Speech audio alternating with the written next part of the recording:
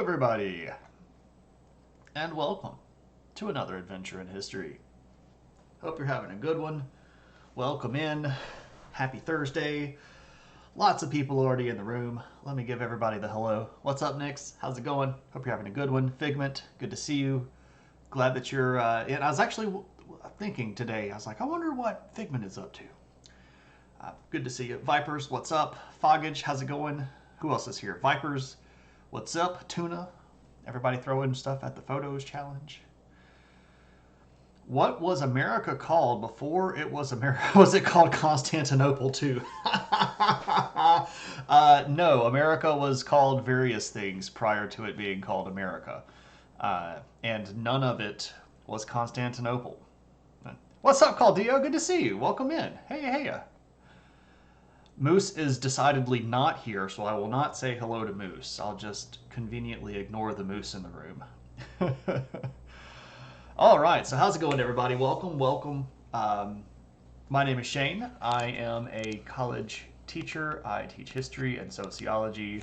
And yeah, what we do here on the stream is what we call adventures in history. Yeah. And we kind of take it historically a little bit more fun than you might have seen other things. Specifically here, we on Thursday nights have been going through history in chronological order, which I know seems like a pretty tall task. You know, you start all the way back at the beginning of humanity, like the 260,000 years ago, right? But we made our way up to the 5th century. This is the 5th century of modern, the current era, so the year 400 to the year 500. And we look at things sort of regionally speaking. This is going to help us get a little bit more of a narrative that we can do instead of looking at something like the year 401, the year 402, the year 403. So, yeah, and tonight we are talking about the Americas. And we'll be looking at a whole bunch of different American civilizations that are sort of doing their thing around this time. And we'll have, we'll spend a lot of time today here, specifically in Central America. And it might feel like I'm giving Central America a bit too much love on this stream, but let's remember that if we look at the entire Americas at this particular point in history, they're the only ones that have writing. So we actually know a substantial more about, we know a larger amount about them because of the fact that they've left behind writing for us.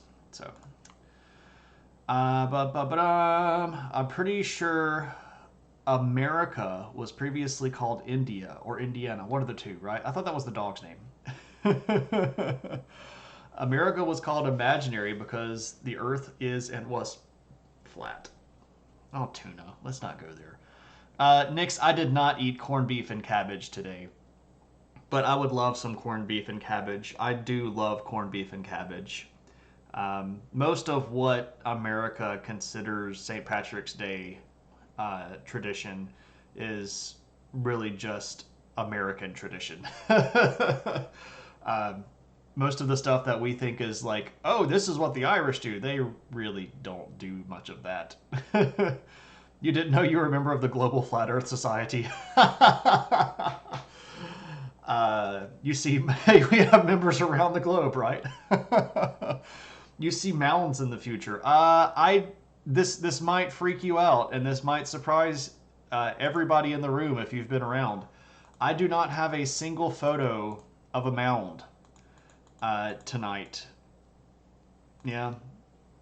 At this particular period of time in history, the mounds are actually declining in use, and it won't be for another couple hundred years before they start sort of rebounding when it comes to being constructed. This is, well, I'm getting ahead of myself, but we'll get there. But yeah, I don't have any mounds to show you tonight.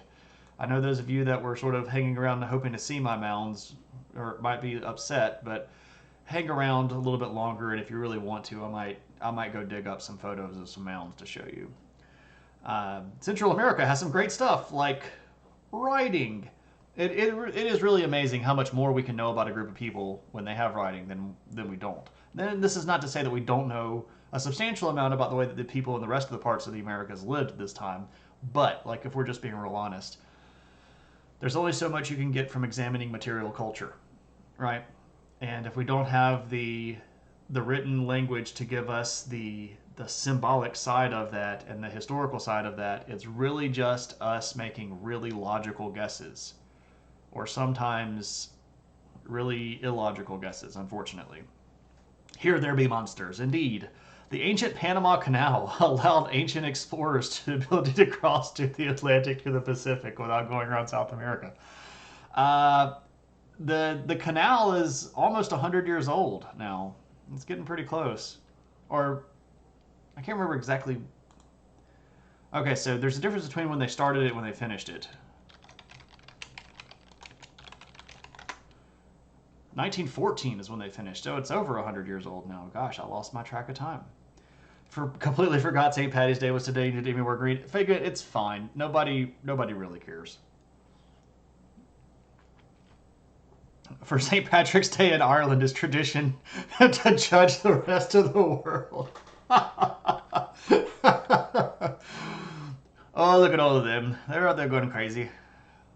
The big mounds, and you cannot lie. Yeah, ancient excavators were in disrepair after the technology was lost. Yeah, that's unfortunate. You know, when you lose the ability to run steam shovels and stuff, it's kind of hard to continue.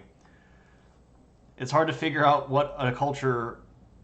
It's hard to figure out a culture when they only communicate with emoji, right? That's pretty much what we're reverting to. Figment is green. There you go. You're green in Nix's chat, so you're covered. You're covered.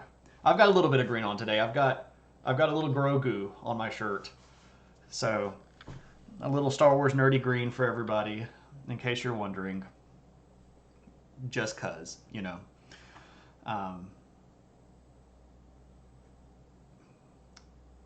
Now I want to reference Little Green from Dragon Ball Z Abridged.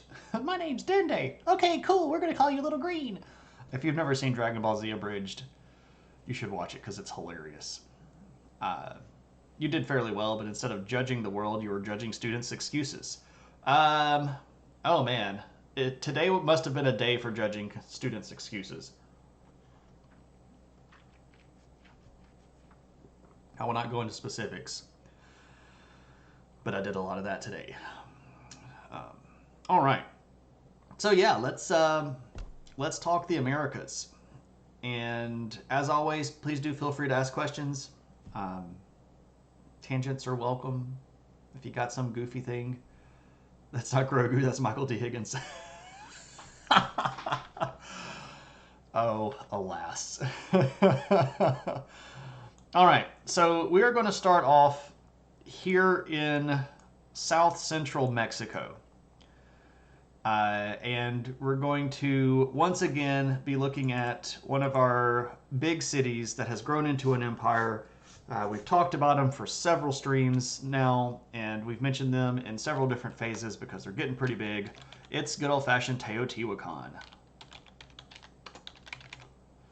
Teotihuacan.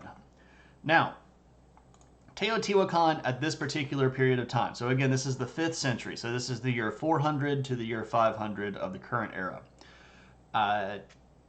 This is sort of the height of Teotihuacan. The city had its largest population ever at this particular time. The estimates, well, let me say this. The conservative, what I would consider fairly accurate guesses at population put Teotihuacan somewhere between 125 and 150,000 people, which for the ancient world is friggin' enormous.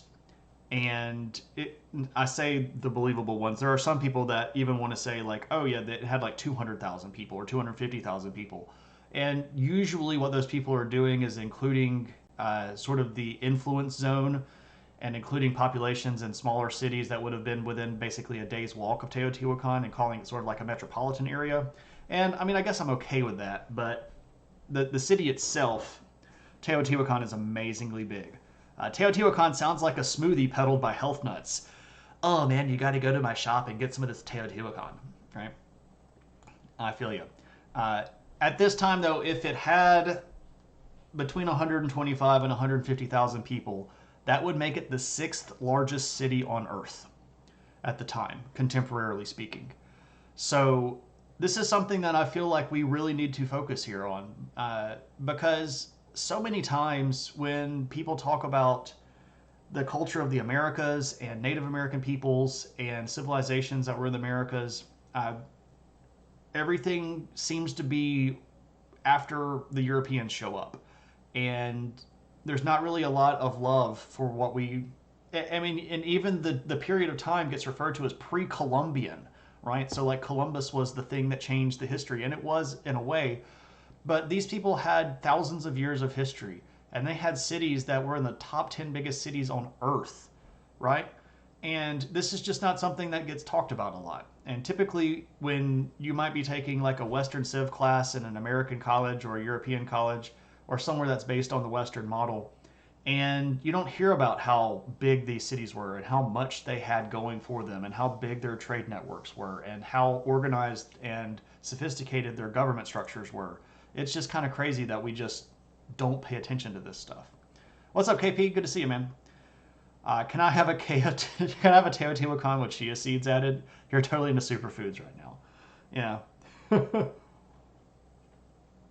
I hear you. The square footage, or I guess the square area, of Teotihuacan was enormous. It had somewhere between an 11 and 12 square mile footprint. For those of our friends not using the imperial system, that's about 30 kilometers square of really actual city zone, which again is just enormous for the ancient world. And this is it's just amazing. It's a really big city. I would love to go there. Math checks out. I made a point, especially now that I've understood that I actually do have an audience that's bigger than just America, that's showing up all the time. I feel like I need to make sure that I appraise myself towards the metric system. You raise a Jameson to your friend in his people's day. Yeah. I bet you could pass it off as a new kombucha flavor. Wait, there are people outside of America? Yeah, I know. 30 kilometers square, the aliens were busy back then, right? That's a lot of blocks to be mind controlling around with your space lasers, right? Aliens. All right, so let's take a look at a map here. You knew you were going to get a map. All right, so if we're looking at the sort of larger zone right here, we see that Teotihuacan has what we call just sort of an area of influence that's immediately around it. And remember me saying that some of the times people are going to sort of inflate the population because they're going to bring in stuff like Portozuelo, these other cities that are near Teotihuacan and sort of include them in the actual calculation of population. But what we want to look at here is this sort of larger outlined zone. Now, the reason we're looking at this larger outline zone is because this is sort of the extent of Teotihuacan influence. And specifically here, we're talking about political and economic influence. Because Teotihuacan is going to be the center of what can really only be described as a massive trade empire. It looks a lot like modern Mexico.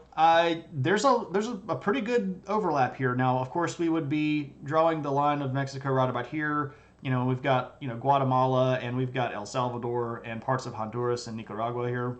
But yeah, I mean it's a big chunk of territory. Now, they did not control this area directly. There are some of the places that they did control directly, like Tikal, our big city over here that is also Yavin 4. That was under a dynasty that had been sort of set up in the last phase, in the last century. If you were with us last time, there was a particular leader of Teotihuacan whose name was Spear Thrower Owl. And he had sent one of his big generals down to Tikal to take it over. And they overthrew the king down there and they put up a new dynasty in Tikal that was basically a vassal of Teotihuacan. So what you don't hear about is the Bitcoin mine under the sacrificial altar. Oh. Is that including the Lost City of Gold and the UFP landing pad? We will actually talk about a lost city today, Tuna. And and it sort of indirectly, well, I guess that would be directly plays into our sort our song title for the day.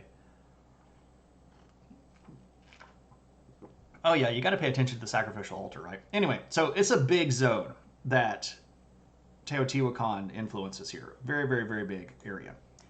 Because they're a big deal. They are a really big deal. Tikal itself had become such a sort of second home of Teotihuacan power that they even began expanding on their own. And the sort of vassal line of kings in Tikal is going to further expand Teotihuacan influence by pushing even further down south. Specifically here, they're going to begin copying a lot of the Teotihuacan art and the Teotihuacan architecture, right? So the old step pyramid stuff with the big ramps in the front, that's basically the influence of Teotihuacan. So when you see these things in Mayan cities and then later Aztec cities, this is really them sort of copying the way that Teotihuacan does stuff, right? Way down south, oh no, let's not go there. Let's not go there. So most of the Mayan cities that are at this juncture are going to have Teotihuacan influence. The Mayans are going to very, very slowly be getting a little bit more independent, especially out in the far reaches of the Yucatan, like right out here. There's going to be a sort of a small city that's about to become a pretty big city, and that is Chichen Itza. And that's going to be one of the cities that sort of helps move the Mayans away from Teotihuacan domination. How do you make a Mayan laugh? You tickle him. Ha ha ha ha ha ha ha ha ha. That's horrible. And I love it. I don't know what bad words you're throwing at me, but Twitch has censored this, so you don't know how to respond to it. Really? It's KP said your failure is palpable. Figment, I don't know how you got that to filter out because it didn't filter out in my chat, so I'm not sure what's going on here. Anyway, so one of the things that ends up happening here is that this sort of Teotihuacan subletted ruler in Tikal is going to start kind of taking over other zones and setting up new cities. So you're going to end up getting the arrival of a new city that is going to be pretty big, which is Copan. Copan is in modern-day Honduras. It's just across the border between Honduras and Guatemala. And Copan was a place that had already had some settlements. There had been some stuff there for almost 1,000 years, over 1,000 years by this point, because it was first like a very small little village around 800s BC. But it hadn't really developed very much, and the population had sort of dwindled to where it wasn't particularly very big. It wasn't even really necessarily a city, a full-out city anymore. And some of the people that were in Tikal had kind of a design to make this a big city. And there's a particular leader. And I'm not going to type his name down because it would take like forever. It's got apostrophes all over it. Well, his full name. But his name is Kenichiach Kukmo. And we're going to call him Yax Kukmo because that's sort of his regular name. But Yax Kukmo is a guy that was raised in Tikal, clearly had some connection with the Teotihuacan leadership, and is going to go down to Copan and basically take it over and set himself up a new dynasty. And we have statues of this guy. So check it out. This is Yax Kukmo. And you're like, that is a weird looking dude. Well, you know. So the thing that you're seeing here is actually a helmet with goggles. And these are things that are pretty common in the particular region, and these are actually things that you find skeletons buried in. He looks like he's from Star Wars, and his name is like one too. Yeah, he's got like 3 different apostrophes in his name. You're barely coping. You cope very well. It's not that hard to make rounded cuts. Oh, the double pun. The double pun. That's crazy. It's a Muppet. Uh, he's a king. But yeah, that's what he looks like.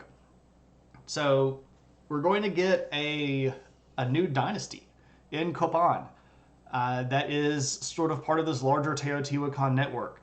But what's really interesting about Copan is that it becomes one of the bigger cities in the entire region. For example, it has all sorts of cool stuff like a ball court, right? So this is a ball court, and this is where they play the good old fashioned Mayan ball games where the losers would potentially get sacrificed. They also have cool step pyramid temple-y things going on here. So, I mean, Copan is moving on up. It's one of these places. Oops, sorry. One of these places that I would love to get to go check out eventually. Right? Was Dynasty on TV back then? The Ewok part of Star Wars was filmed at Tikal. Yeah. Well, the Yavin 4 part of Star Wars. The Ewok part, which was indoor, is filmed in the Redwood Forest of California. He's a budget cosplayer. There's a rubber gloves on his hat. He's just starting out. He can't afford the 3D printer. He doesn't have any backers on Patreon for his cosplay, right? Those 3D printer things are expensive, right? So we get a Teotihuacan influenced ruler. They've made a new city of Copan. They're tied into the larger trade network. This is around 426, by the way. The dynasty that Yaxcochmo ends up establishing manages to hang on to authority there for about another 400 years almost. They finally get pushed out in the 730s. But that's a long time from now. There's about 16 different rulers that are in this group, and we know most of their names. So this is, again, because we have writing here, right? Writing makes history so much more easily accessible when we have names and dates and events that we can attribute to these people. All right. Also, when the Maya had a war of conquest, they called it Star War. The Maya, yeah. Some kid at school 3D printed a holy hand grenade for a teacher, and honestly, things like that are the only reason you want a 3D printer. Yeah, Kenichashkukmo. Yeah, it's hard to type that, especially when I have that problem of not being able to type and talk at the same time. And I also have problems typing and looking at the words and like actually figuring out what I'm typing and all that fun. Yeah, it's a fun name to type. Right? So we've got all sorts of new stuff going on at Copan. And another thing, Copan ends up even this century, right? So even later that same century, just a few decades later, the leadership of Copan decides that they're going to go do the same sort of thing. They're going to go sort of expand their sphere of influence, and they're going to go conquer a nearby city called Kiringa.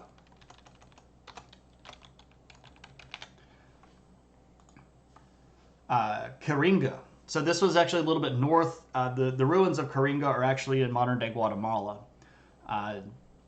Pretty close to a really pretty lake there.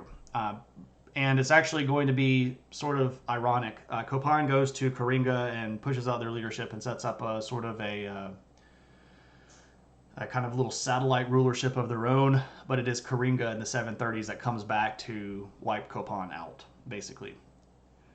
Itachula solo, ho ho ho. We know all about the kings of Kiringa as well. They left behind these really cool stela, which are going to show all sorts of cool little things about their rulers. So this is one of their kings. Um, Pretty neat stuff here. So pretty cool.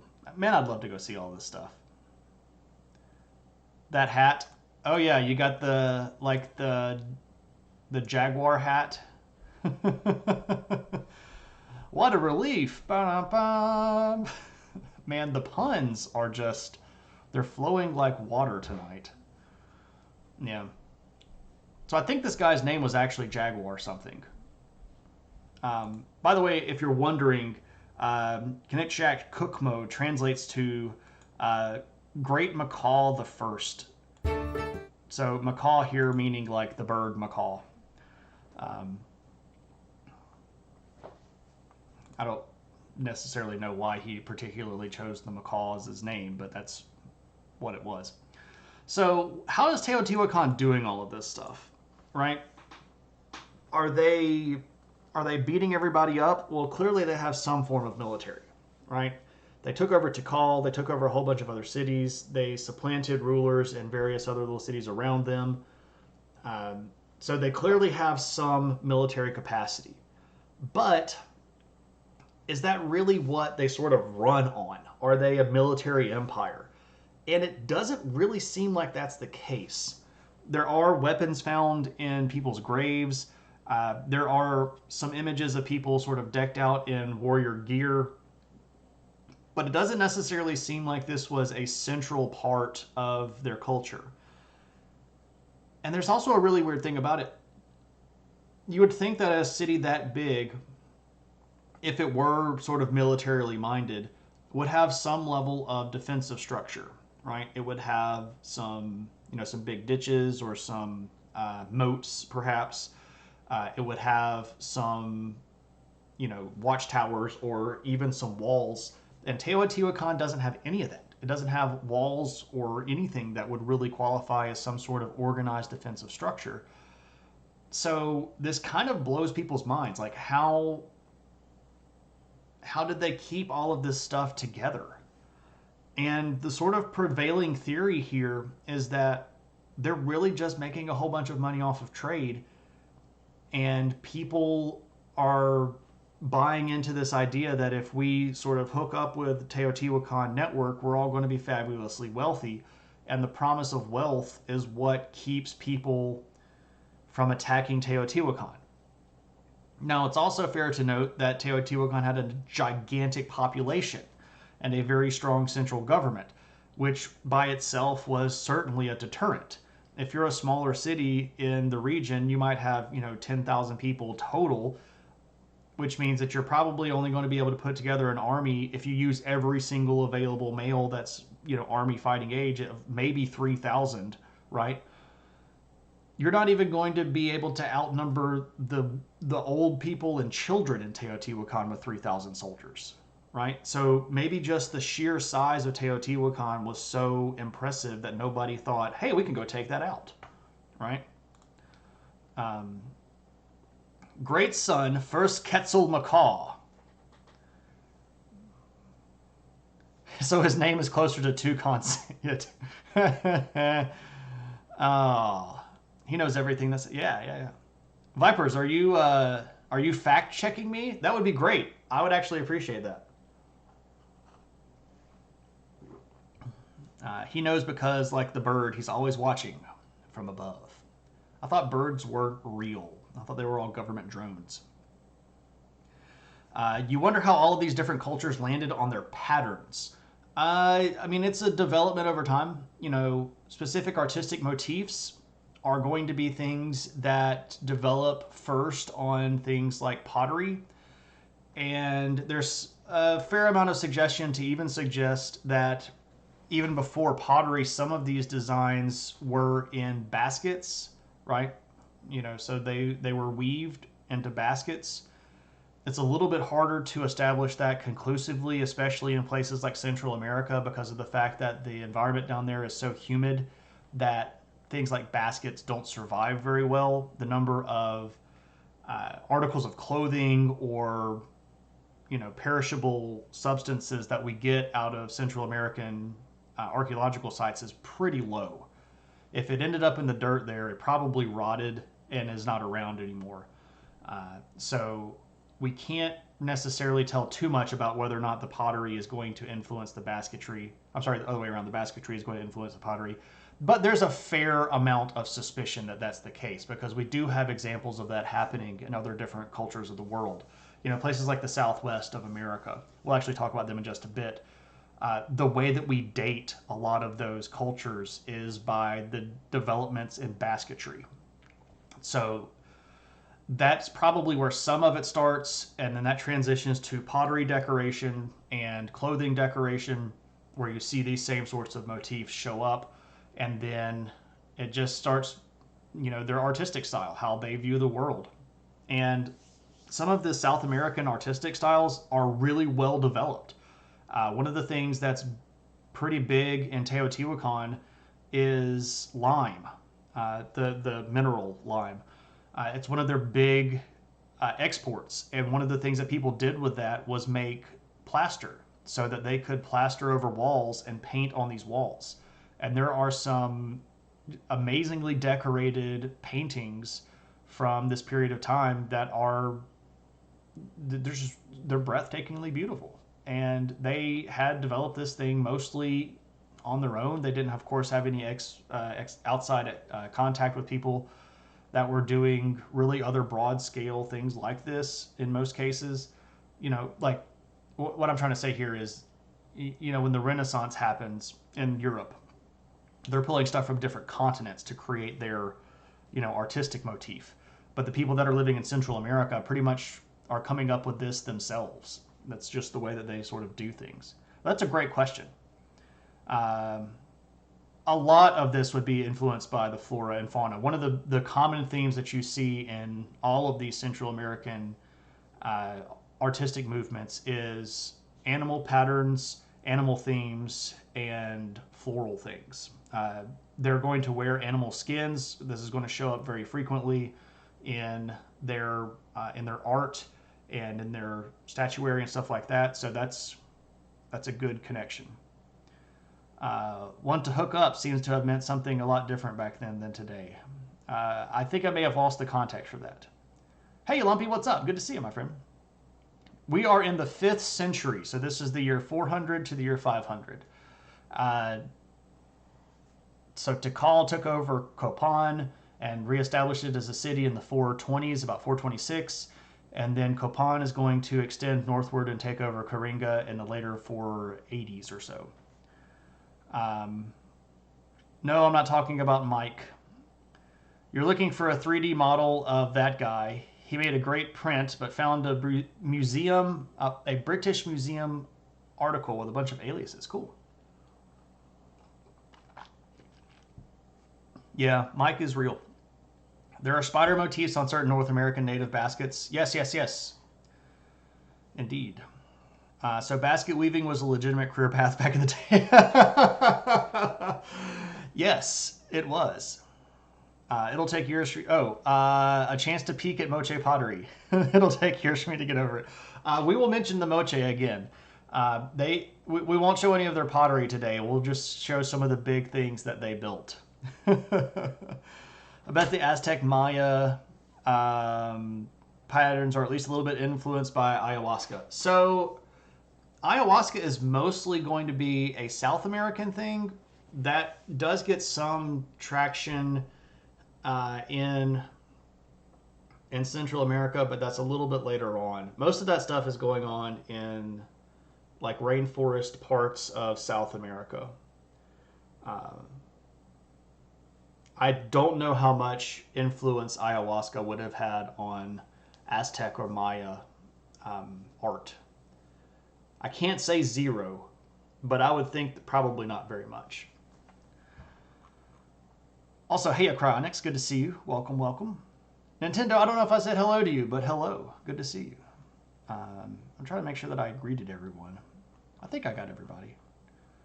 You feel a history of drug stream coming on. History of hallucinogens. I know a lot about hallucinogenics.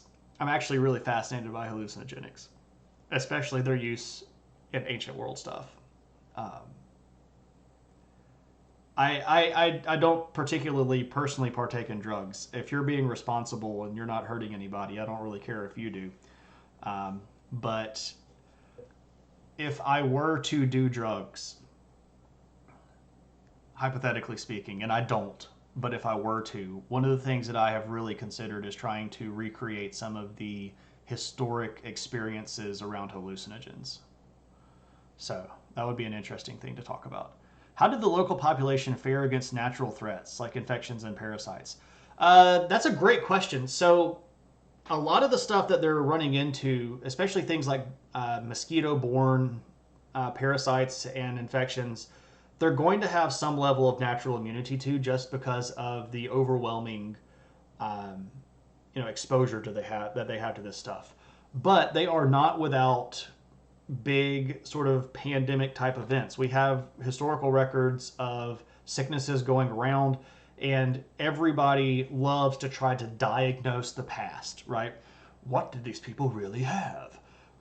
And they're always trying to like read between the lines of the descriptions of what's going on.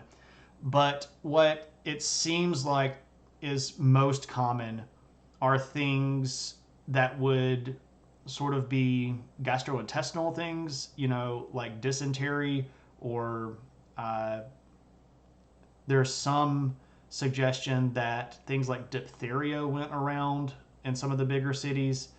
Um, but I don't know. I would say that they probably had a much better resistance against that than a lot of people would probably suspect. Um, yeah, they played Oregon Trail too, right? you know, uh, anytime you live in a big ancient city and somebody gets the flu, everybody gets the flu, right? It's just what happens. It's purely scientific endeavor. Uh, I don't think I'd be drinking, so I wouldn't necessarily be doing the hiccuping. Um, Possibly something like shrooms, but I don't know. So if Teotihuacan doesn't have some gigantic military, and it doesn't have any massive defenses, and it doesn't have any sort of big standing army, and it is really sort of just being popular because of trade, what is it trading? Well, again, I mentioned lime. Lime is a big trade good. Also, obsidian, right? This is sort of the go-to thing for tools around this time. Obsidian, of course, is a volcanic glass that can be flaked off and make very, very sharp edges. So you can use this for a multitude of reasons: weapons, cutlery, decorations. If you flake it the right way, you can turn it into jewelry. It's kind of pretty. It'll reflect the light. Reflect the light. Good words today. Um, so Uh, so apparently Figment is volunteering to document my trip. Lumpy's going to do shrooms on his deathbed to simulate fusing with the universe. Um, Lumpy, that's actually not too far from what a lot of people would have suggested. I don't necessarily need to go off on the entire sidetrack of all of the weird trippy things that I know. That was a bit of a pun. I didn't even plan on it. Trippy things that I know about hallucinogens in the ancient world. But the concept of fusing with the universe is something that is pretty common. It's pretty common. Um, I recently read a book that I'm not convinced by. Had some compelling information, but I'm not convinced by it. Where a guy argued that the Eleusinian mysteries of Greece were basically tripping out on ergot, the fungus that grows on particular agricultural crops. That you would go make yourself some ergot tea, and then you'd go sit down in the temple of Eleusis, and you would experience the mysteries, and you would join with the cosmos and stuff like this. And he makes a fairly compelling argument. He just doesn't have all of the data that he needs to make that assertion valid. A lot of the stuff that he offers is anecdotal. specifically anecdotal from his life. So it's an interesting book, but I was not completely convinced. Uh, Interesting stuff, though. Yeah, the ego death, right. There were also cultures that used hallucinogenics as a reprimand for what we might consider deviant behavior, right? It's like you've gone and done something that's really, really bad.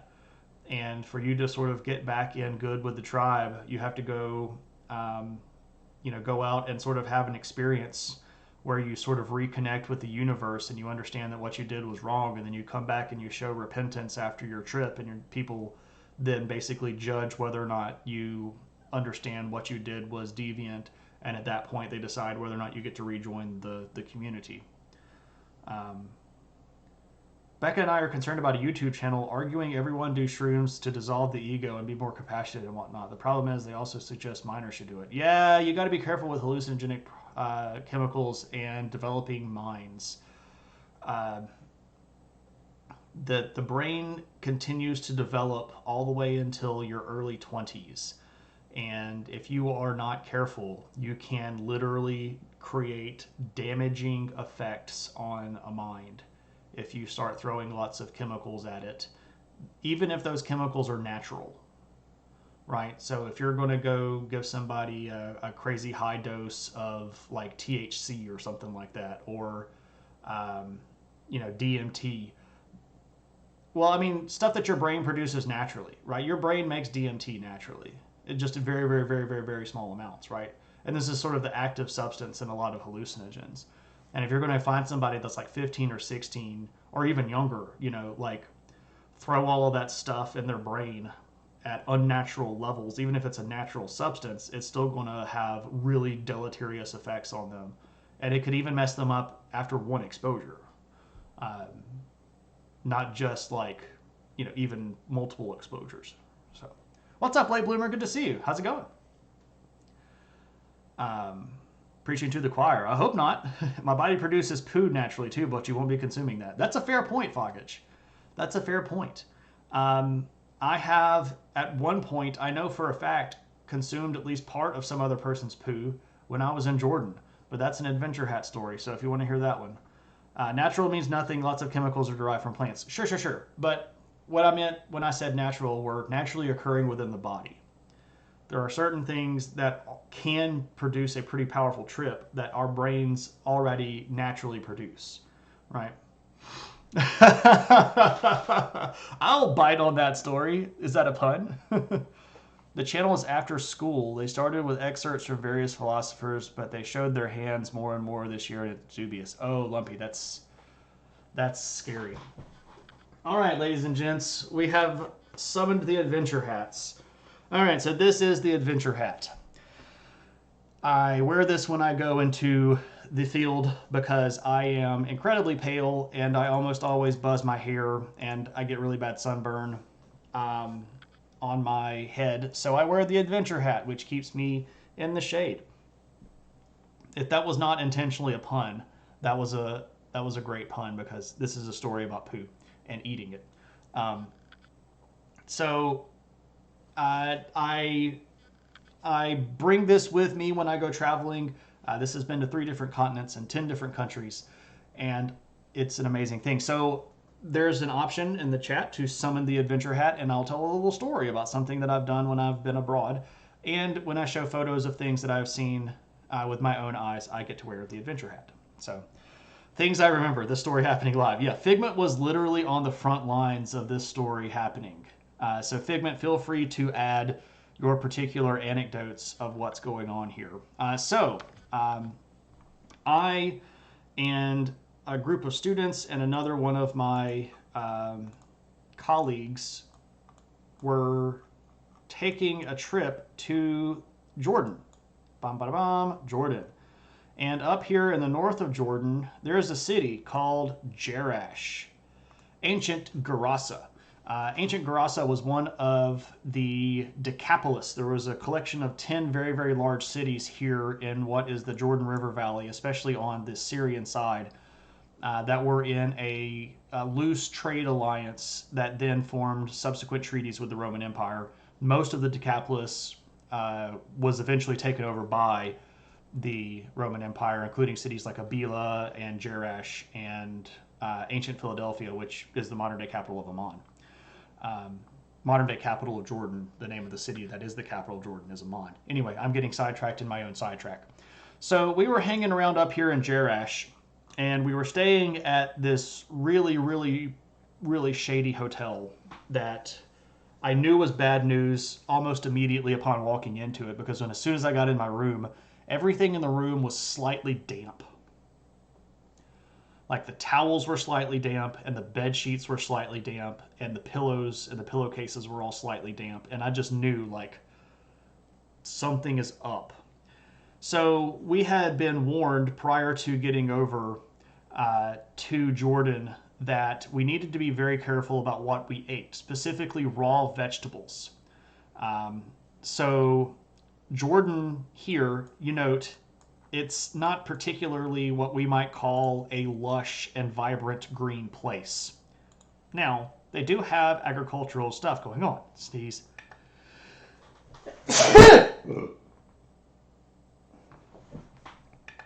Sorry about that. So they do have agriculture going on. It's just mostly here in the Jordan River Valley, and it's pretty small scale. And because they're not particularly overrunning with natural fertilizer, one of the things that they use as fertilizer is their own poop. They use their own poop. So, yeah, I sat down at this particular hotel, and they were going to make dinner for us. And we were being host to a Jordanian archaeologist and his family who was going to come and talk to us about some of the sites that we were visiting and give us some sort of behind the scenes scoop on some stuff. And so he's like a Jordanian state archaeologist. Jordan has an entire department of archaeology because of how much old stuff is over there, right? So it was a great talk. I got to ask a lot of good questions, and the particular gentleman had a whole bunch of really interesting information. And I was just eating this cabbage like crazy because I thought, man, this cabbage is great. I was the only person that ate the cabbage. And this is how I know it was the cabbage, because I was the only person that got sick. I had asked the person at the hotel, is this cooked?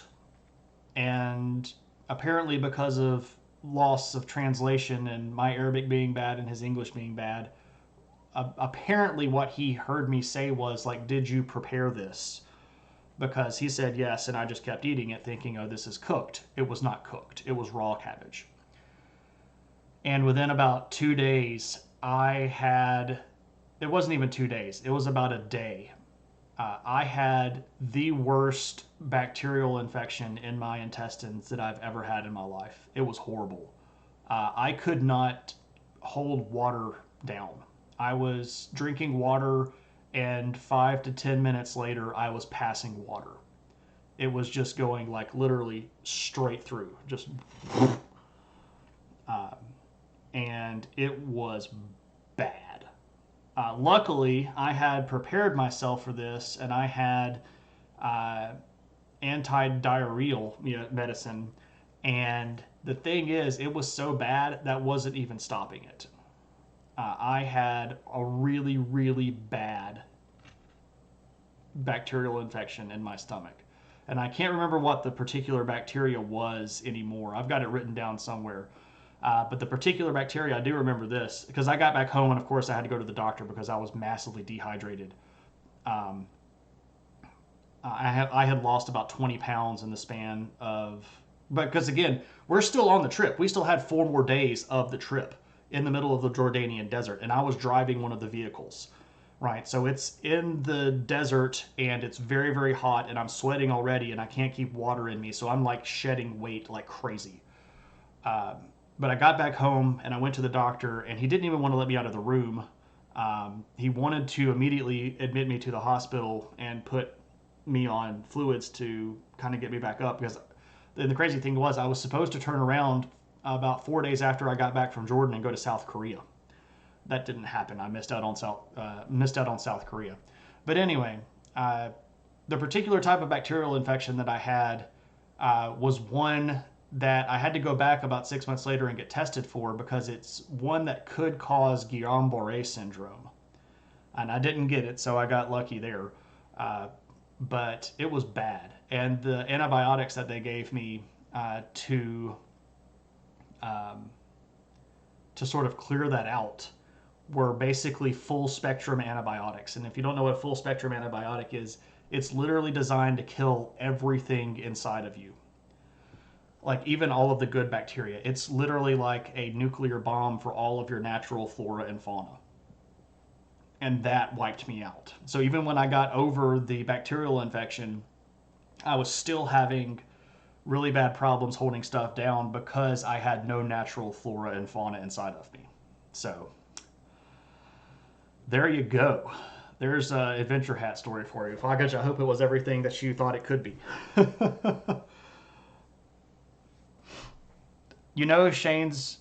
Pooh and Rome are interconnected with Shane's mind. um, did you all hear the sneeze? I thought I had muted my microphone. This is why your Colombian grandmother cooked stir fry to death. There we go, right? That was fun and informative dinner, but we were all very intimidated. I wasn't. I was excited. I was holding myself back because I wanted to just sit there and like run my mouth and ask that guy everything. But Browning, the guy that was sort of the leader of the trip, kept side-eyeing me and basically like, stop bugging this guy. I messed so hard that I found, yeah, it was pretty bad. You went to the bathroom and came back and suddenly we're back at the Fertile Crescent. Oh, Moose. I was telling an adventure hat story about an unfortunate infection that I had. We'll go back over here and we'll turn the borders off, if that makes you feel any better. You've also volunteered to go to South Korea. Yeah.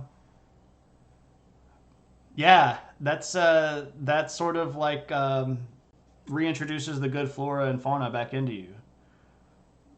Yeah, it's like it's a bad nuke. That's what it is.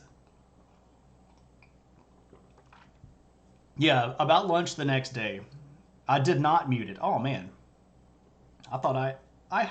All right, let me. Can you hear me right now? Like, can you actively hear me talking? Well, yeah, I know you can because the little microphone thing's going up. That's really crazy. Okay, so there's a button on my microphone that says mute. And when I push it, I thought that it was supposed to mute the microphone. But it apparently has never been muting the microphone.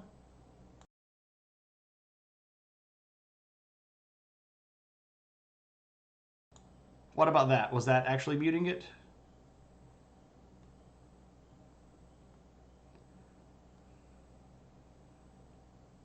Oh, man. Alas.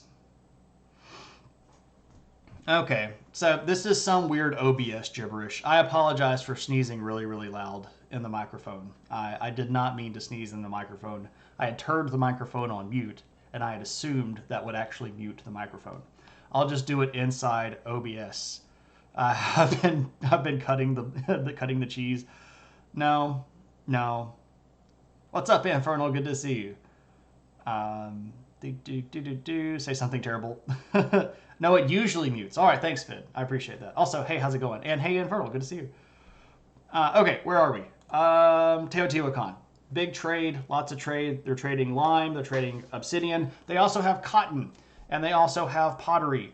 And these are the things that we start seeing moving around. And cotton is actually something that's pretty important because that is actually going to get up into the southwestern part of the United States, which we'll talk about in just a second. But we need to check in on some of our other friends in the Central American world, especially the Zapotec. Man, I cannot type today. Zapotec, woo! We've talked about these people before. The Zapotec are going to have a capital at a place called Monte Alban, which is the modern name. This is not the ancient name. But they are a little bit south of Teotihuacan. If we go back to our map here, boop-a-doop, we can see Monte Alban here in the sort of southern highlands. And they did have an individual culture that was sort of their own, and it was an identifiable, unique individual group, but they were definitely under the impression and the influence of Teotihuacan. But this is when Monte Alban sort of hits its height. If we want to look at Monte Alban, here's a great panoramic view of all of the city. You can see the mountains in the distance and all of these really great buildings around this big central square. Such a cool place that I would love to go see. So this was the Zapotec capital, or their homeland. It's pretty freaking neat stuff. All right. Do we know what the Teotihuacan are eating? Yeah, and they did have corn. They absolutely did have corn. That was something that had started several hundred years prior. They were eating corn. They were eating a lot of animals that they had domesticated and raised. They were also adding to that a lot of fruit and things like squash and beans and gourds, things like squash, you know. That was a big part of their diet. Because of their trade network, they did have access to some things that were a little bit further away. So you even see some of their stuff getting like fish or seafood in their diet occasionally. So they have a pretty well-rounded diet in Teotihuacan. They were, by all means, a big metropolitan city and had lots of food variety and cultural diversity. It's a really cool place.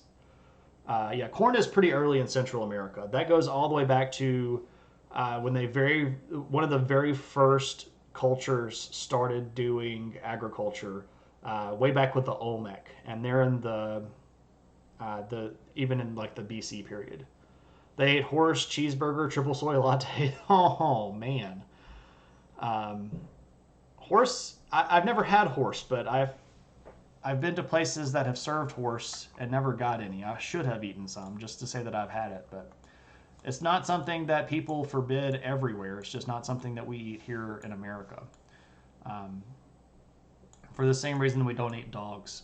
Animals that are domesticated that serve more purpose than just food are hard to kill, and you're not supposed to kill those animals, right? So there we go. All right, Monte Alban at this part is basically going to be the dominant force in what is called the Awaka Valley.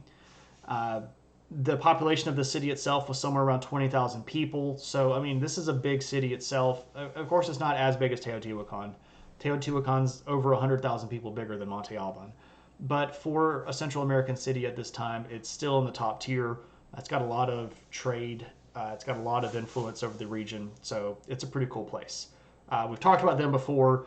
I just wanted to make sure that we threw in the Zapotec one more time to make sure that we understand that they're sort of hitting their cultural height. Not too far down the road, the Zapotec are going to start sort of declining pretty rapidly, though. So just as a heads up. Inner horse girl weeps. Fisher friends. Fish are freaky and need to stay away from you. They peaked in high school. They peaked in the 5th century. I would say that they are well past high school stage at that point, though.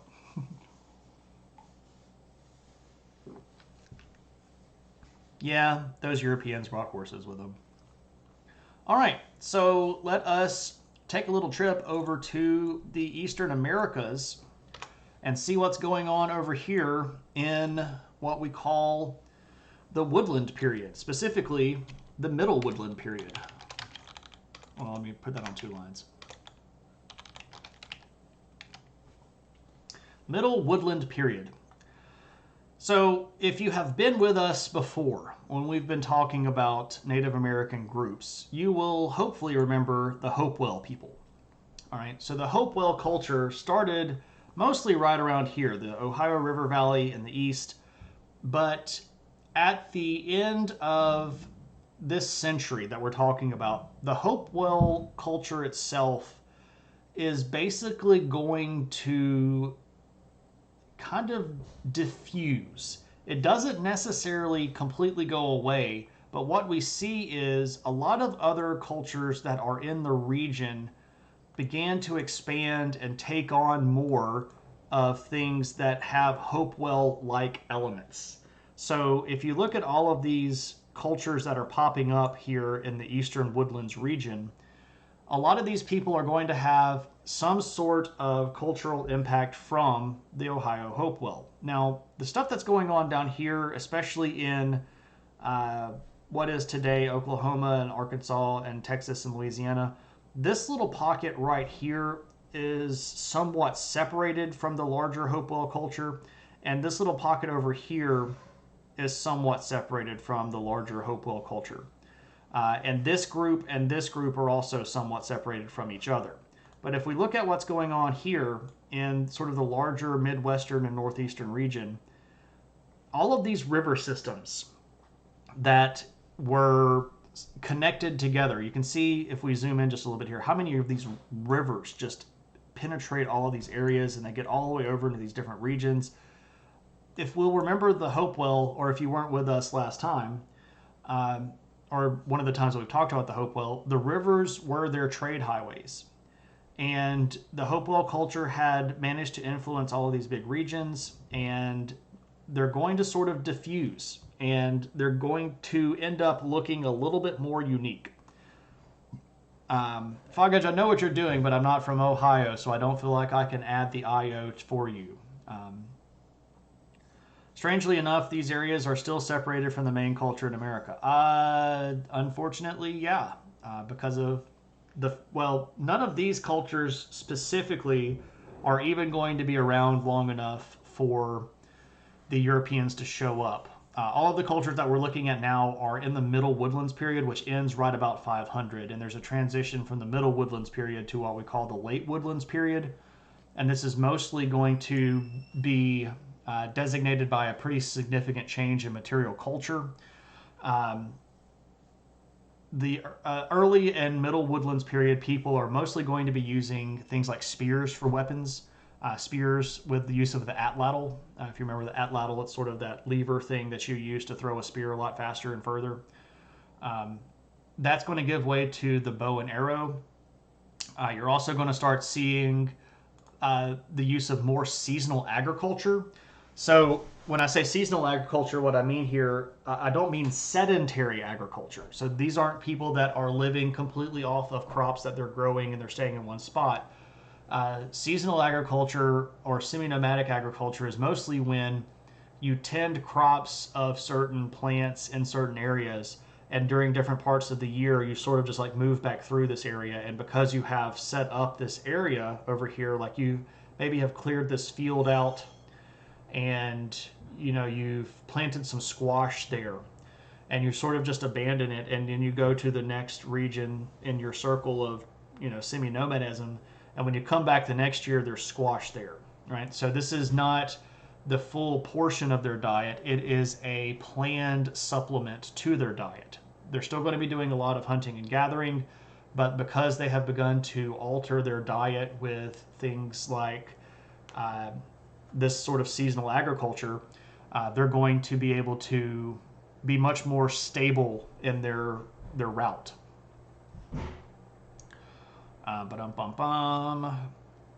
You're weeping at the thought of eating a horse no matter the time or place. You feel like these names are not reflective of their own self-identification. No. These are all what we call these people. The linguistic elements of these people's language is pretty far diffused into much later Native American languages, and trying to reconstruct place names over 1,000 years back in time in Native American Eastern North America is incredibly difficult to do. Sorry for the late reply. Lumpy is going to do the work. Lumpy, good to see you as always. How would these folks have compared to Europeans, Africans, Asians of this time period if chosen in this category except military streaks? So if we're talking specifically here about these people in the woodlands, they would have been pretty decimated. They would have been wiped out by a Roman army, right? If we were to take a Roman legion from the 400s, they would have wiped the floor with Native Americans of the same time. The biggest difference here would be the use of metallurgy. Romans had steel. They had gone through Bronze Ages and Iron Ages and had, developed even steel. They had organized tactical fighting in units, which is not something that the Native Americans had. It would not have been a pretty fight. They did have uh, metallic or they did have metalworking technology, especially here around the region of the Great Lakes, sort of this southern region right around it here. There was quite a bit of copper working and uh, even some gold and silver stuff if you could find it work right around in here. Uh, which is something that a lot of people don't talk about in this particular area. Now, if we go down here to like Central America, yeah, there are plenty of those. I have pins on here. Oh, I need to get rid of those. That's a bit too close for comfort here. I didn't realize that I had pins on. Anyway, this was from a trip that I was planning a little bit earlier. Anyway, so there's those questions. Let's see. You're listening while you're straightening your hair. Which group was better at alchemy? None of them were sufficiently good at turning lead into gold. What led the Europeans to metallurgy first? So the Europeans weren't the first that used metallurgy. It was people from the Central America, not the Central American, good gracious, the Central African plains that used metal first, and then that sort of spread into what we would call today the Levantine region or Mesopotamia. What kept the Americas from developing it? The biggest thing that kept the Americans from developing metallurgy was time. One of the things that we have to remember here when we're talking about American cultures is that people got out of Africa, right? So if we're talking about the first migrations of human beings out of Africa, they got to this region about 100,000 BC, right? So we start seeing cities over here in Mesopotamia around 3000 BC. We start seeing the first villages here in the Jordan River Valley in southern Turkey around 7000 BC, right? So these people had been in this region for 90,000 years before they even started doing cities. And then they got into metalworking after that, right? So they had 90 something thousand years to develop metalworking technology. Now, people did not get over here to this part of the Americas until like 20,000 BC. Now that's being pushed back a little bit. Let's conservatively say 25,000 BC, right? So the people that are living in this region were only in this particular region for probably at this time about 18,000 years, right? So you can't compare them contemporaneously, right? You can't say, oh, somebody in Rome that's living in Rome during this particular period of time and somebody that's in the Hopewell culture at this period of time, because people had been in Europe since the 40,000 BC mark, and they've got a really big head start, culturally speaking, because they're in contact with other cultures that had already done metalwork, that had already done advanced metalwork. By the time that Rome is really becoming even a kingdom, there's already people that have been using iron for almost I can't say 1,000 years. Yeah, I can say 1,000 years. People have been using iron for more than 1,000 years before Rome even became a kingdom, right? So Rome has exposure to this stuff, and they know that it can happen, and they get techniques from people that have already developed it.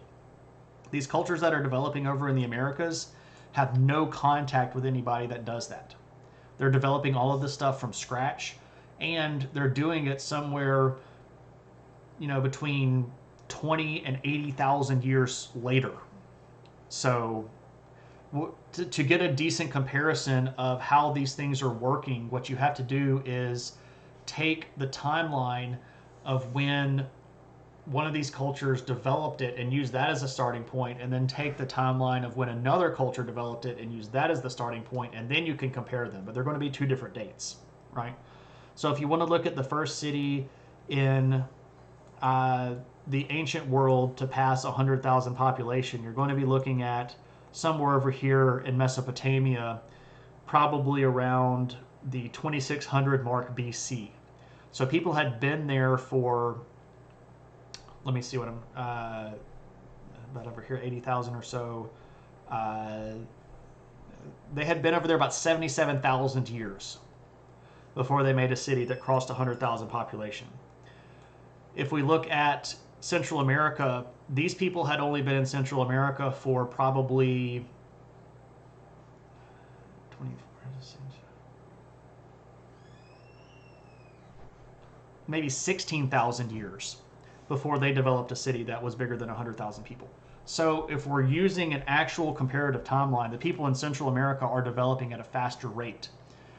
But they don't always manage to keep that going. They developed that big of a civilization without needing metal, right? So they were doing fine without it. And I understand that I'm on a pretty big tangent right now, but I think that's a great question, and I may as well go ahead and answer the whole thing. Yeah, time. If the European people had left America alone, they would have developed a lot of the same stuff that Europe had done, probably faster than Europe. Nomads didn't bring the latest tech with them. Well, I mean, the latest tech in the Stone Age was literally stone tools, right? So all of these human migrations that were happening were people that had Stone Age technology. So you do see some comparisons of Stone Age toolkits between people in this part of, Asia from like the 30,000s to this part of North America from the 20,000s. But, when we're all starting with Stone Age, we're all starting with Stone Age. And another thing that develops technology a lot faster is competition.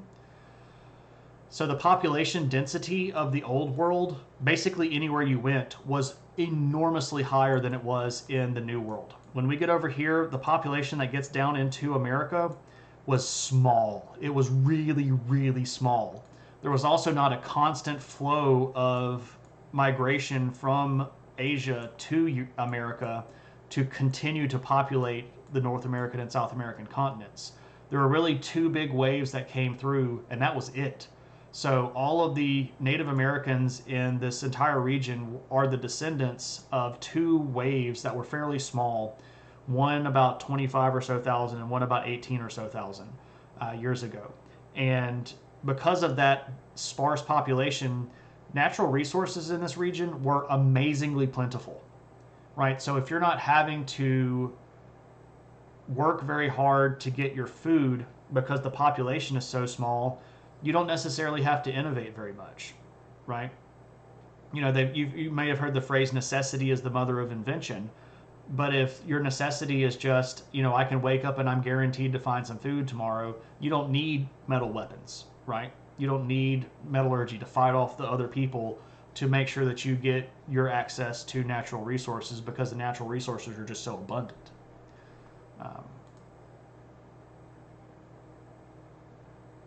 They had 80,000 years of living somewhere else. Yeah, see, that's the thing, though. Like, yeah, there's no contact between these groups.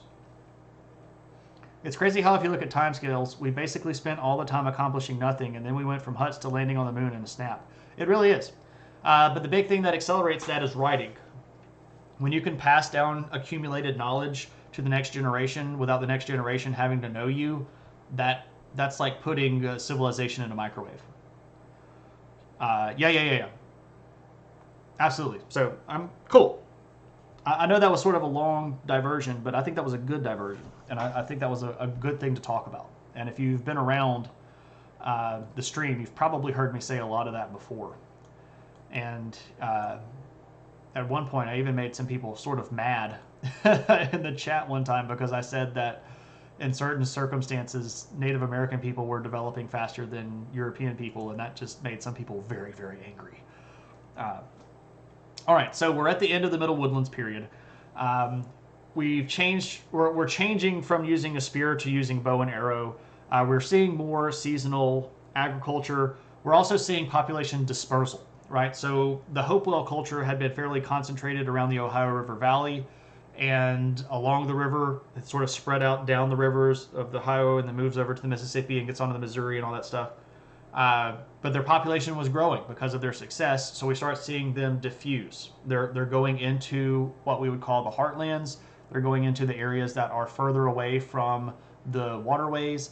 And what this is doing is allowing them to have more isolation so that they develop more independent cultures. And this is really what ends the Hopewell tradition. These people are going to develop regional differences in language and physical culture, and this is why we're going to start seeing a lot of different varieties of things. Now, because of this population diffusion, we're also going to have less concentrated populations, which means, and we get back to what Tuna was referencing earlier, we don't see as many mounds being built at this particular time, because mound building takes a fairly sizable population. It takes a fairly dedicated population in order to, build something that big. So if our population is not really lowering, it's just sort of spreading out, that's a lot harder to get everybody together. Like, everybody come on over to Jimmy's house. We're going to build a mound this afternoon. It's a little bit harder for everybody to come in, to one place and build a mound. So, yeah, absolutely, anytime. I love answering questions, and I really do appreciate that. Yeah, it always does come back to writing. Writing is so important. It is the biggest technological invention that humans have ever made. It really, really is, right?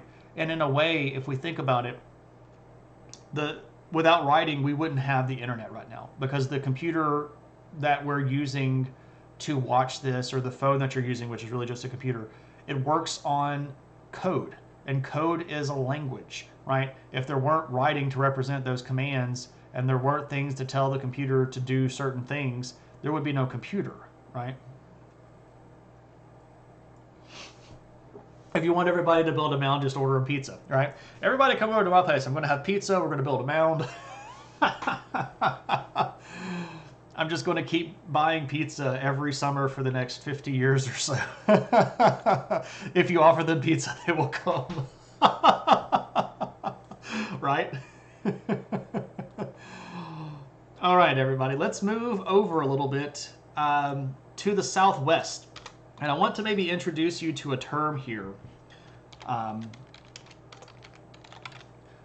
There's a term that is getting a little bit of popularity, and I actually like it quite a bit, that refers to southwestern cultures over here around this period of time as a sort of unique cultural element. And instead of calling it like Central America or Eastern Woodlands America, some people are now calling it Oasis America, because these are built around oases that are out here in the Southwest. And I actually quite like this particular term, and I'm probably going to begin to use this a little bit more myself.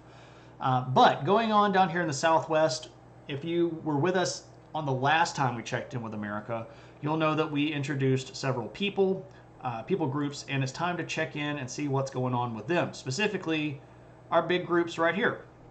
Right? A couple of big groups. We have the Ancestral Pueblo, we have the Mogollon, and we have the Hohokam.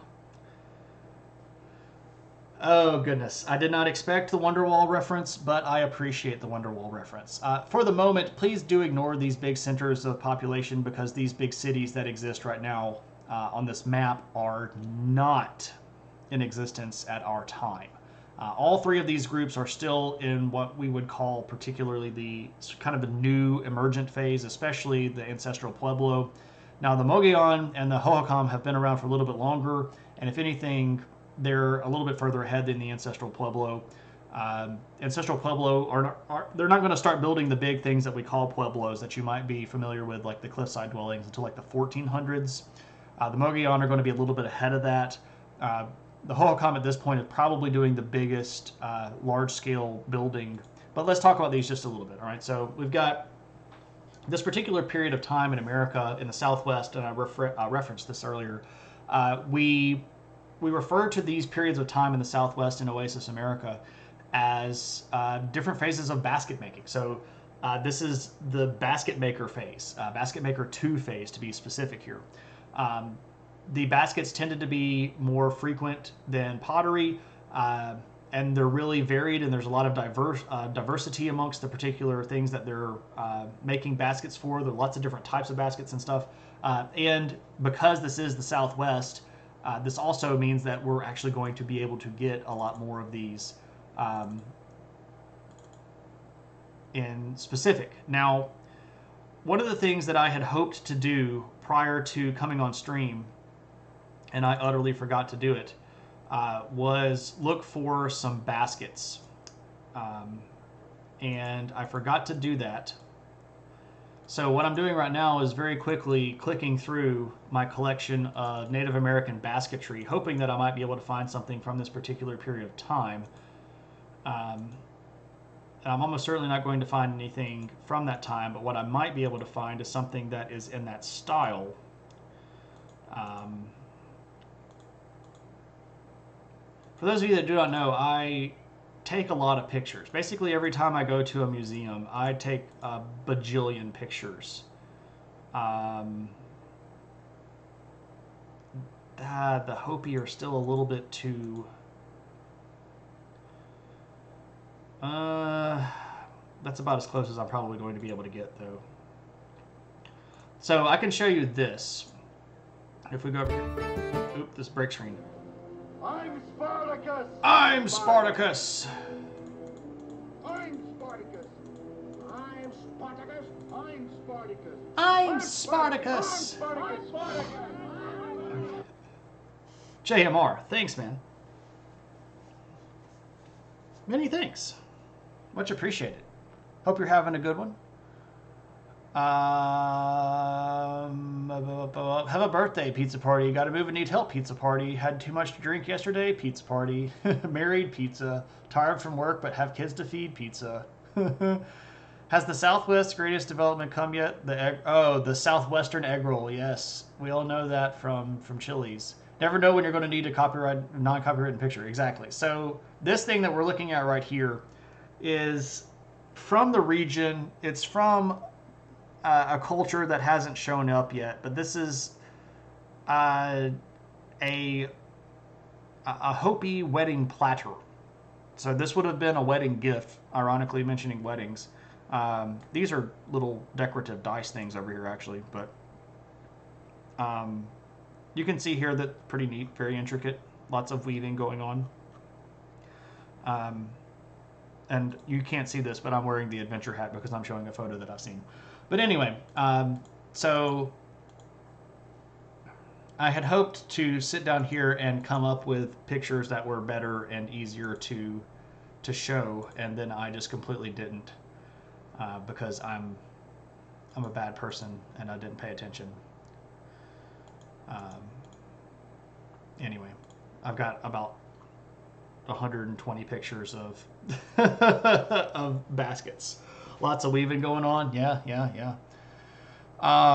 We've got all the folks in now. We should probably do some shout outs. I haven't done some shout outs since we started today, so let me make sure that I do that. We've got with us Infernal, who is streamer extraordinaire, does games sometimes, just chats sometimes, has recently been working on a Fallout cosplay, was playing Fallout yesterday. Just a great streamer. Really smart, world traveler, fun to talk to. You should go hang out with Ann. We've got with us JMR Killer, who is mostly doing gaming stuff, but has also started building models. Currently working on the Master Grade Death Scythe from Gundam Wing, playing Jedi Fallen Order, and playing not Ocarina of Time, Breath of Wild. So go follow JMR. I know Lumpy is lurking, but I'll give him the shout out anyway. Go follow Lumpy, who is a Minecraft streamer who does a whole bunch of stuff on typically the weekend mornings, Saturday and Sunday mornings, building his amazing little world. It's not a little world, it's a gigantic world. A number of hours that he's put into his world is just beyond calculation. And we've got Nix with us, who is an artist that works on the Twitch here. If you want to go watch some fantasy art being made in real time, go hang out with Nix, who is a pretty cool person, and I say so. So go give all these people a follow and show some love, because we're all big friends here, and you're going to have a good time. You're just gonna. All right, so what's going on here? So we're in the Basket Maker 2 phase. We have the Ancestral Pueblo people. They were sort of just moving into sedentary world. They were living in what we call pit houses, where you sort of dig out an underground portion of the house, and then you cut some stakes to make a nice little roof on, and this allows the the earth itself to act as a natural insulator to keep you cooler and warmer, depending. Um, Again, they're not going to start building the big fancy Pueblo things that we know as Pueblos until about the 1400s. The Mogollon are going to be in a pretty similar situation, but they're going to have a lot wider dispersal and they're going to have bigger villages. But the Hohokam had been doing some stuff that is pretty interesting, and I was digging around and was able to find this. So this thing right here is actually an aqueduct that was made by the Hohokam people. Because one of the big things that they were doing was growing lots of crops. But in the Southwest, with problems with access to water, they were, instead of building mounds, they were getting all of the friends over and giving them pizza to dig these big pounded earth ditches that they were using to move water sometimes hundreds of miles, which is really impressive for an ancient world people that were, in many cases, only semi-residential. Right, so they had some populations that were stable, but a lot of their people still were either fully nomadic or semi-nomadic, and just moved by these residential periods during periods of time, residential places during certain periods of time. So pretty fascinating stuff here. Just a big aqueduct that moves water around in the desert. Pretty cool stuff. All right. Around this time, the Hohokam are also going to develop a particular affinity towards agave. And if anybody is familiar with agave, it's a plant that grows quite well out in the Southwest. And if you are perhaps familiar with tequila, tequila is made from agave. So this is sort of when the agave plant becomes the standard go-to for a lot of food and especially fibers. The particular plant produces some kind of long, really good fibers that you can use for things like making cloth or stringing together to make rope and twine and things like that. So we know they dug through the ditches, but did they burn through the witches? No, I would say they actually were pretty big on the witches. They had a substantially organized religion that had lots of concepts of spirits and spirituality, and would probably keep someone that we would today maybe refer to as a witch in the group to make sure that the bad spirits were around. They kind of look like a giant aloe vera plant. So you know how they have this kind of like a thick triangular leaves, if you will. You could sort of bash that stuff out and get all the good juice, but then you dry the plant leaf out and it makes these nice long fibers that you can use for various goods and stuff. So agave gets not just used, but also here they actually domesticate it, and they are a succulent. Yeah. And they have pretty flowers. So, I mean, agaves are just great all around, right? So, I don't know if we can completely say thanks for tequila to the Hohokam, but they were one of the groups that really got that sort of going. All right. Let us move down to South America, and we will check in with our friends, the Moche. If you were with us last time, you'll remember that the Moche are a group of people that live sort of right around here on the border here between Peru and Ecuador, if you want me to throw these borders on. We're sort of talking about like right around in here. And the Moche were a group of people that had an identifiable culture that went back about this time, a couple hundred years or so. And they had been in some pretty big cities. Their capital, by the way, is also called Moche. And they had sort of hit their cultural peak around this time. So I know earlier Lumpy mentioned their pottery. If you weren't here the last time we talked about the Moche people, one of the things that is rather remarkable about their pottery is they very frequently made pottery in the shape of humans in the process of particular acts, particularly sexual acts. And I can't show them on Twitch because even though they are art, they are very much not TOS. So if you want to go get a giggle for looking at some X-rated pottery, just go to Google and type in Moche pottery. Um, but around this time, they are going to complete two of their largest structures. So if you see this big thing right here, it might look like a sort of naturally occurring hill, but this is actually a mud brick structure. It is absolutely enormous. It's in the capital city of Moche, and it is referred to as Huaca del Sol, or the Hill of the Sun. And this is millions of mud bricks stacked on top of each other to make this gigantic structure. Now, clearly, what you're looking at here is erosion over the course of time, because what happens to mud bricks when it gets rained on? Well, they go back to being mud. Yeah, so many positions. Particularly, well, I don't know if I can even say that and still keep my PG-13 rating. I try to keep everything on stream PG. But yeah, there's a lot of stuff going on in Moche pottery. But the thing here is Huaca del Sol. Now, on the other end of the city, they also have this thing, which is Huaca de la Luna, which is the Hill of the Moon, which is another gigantic mud brick structure. You can actually see some of the buildings of the city of Moche here with a big mountain in the background.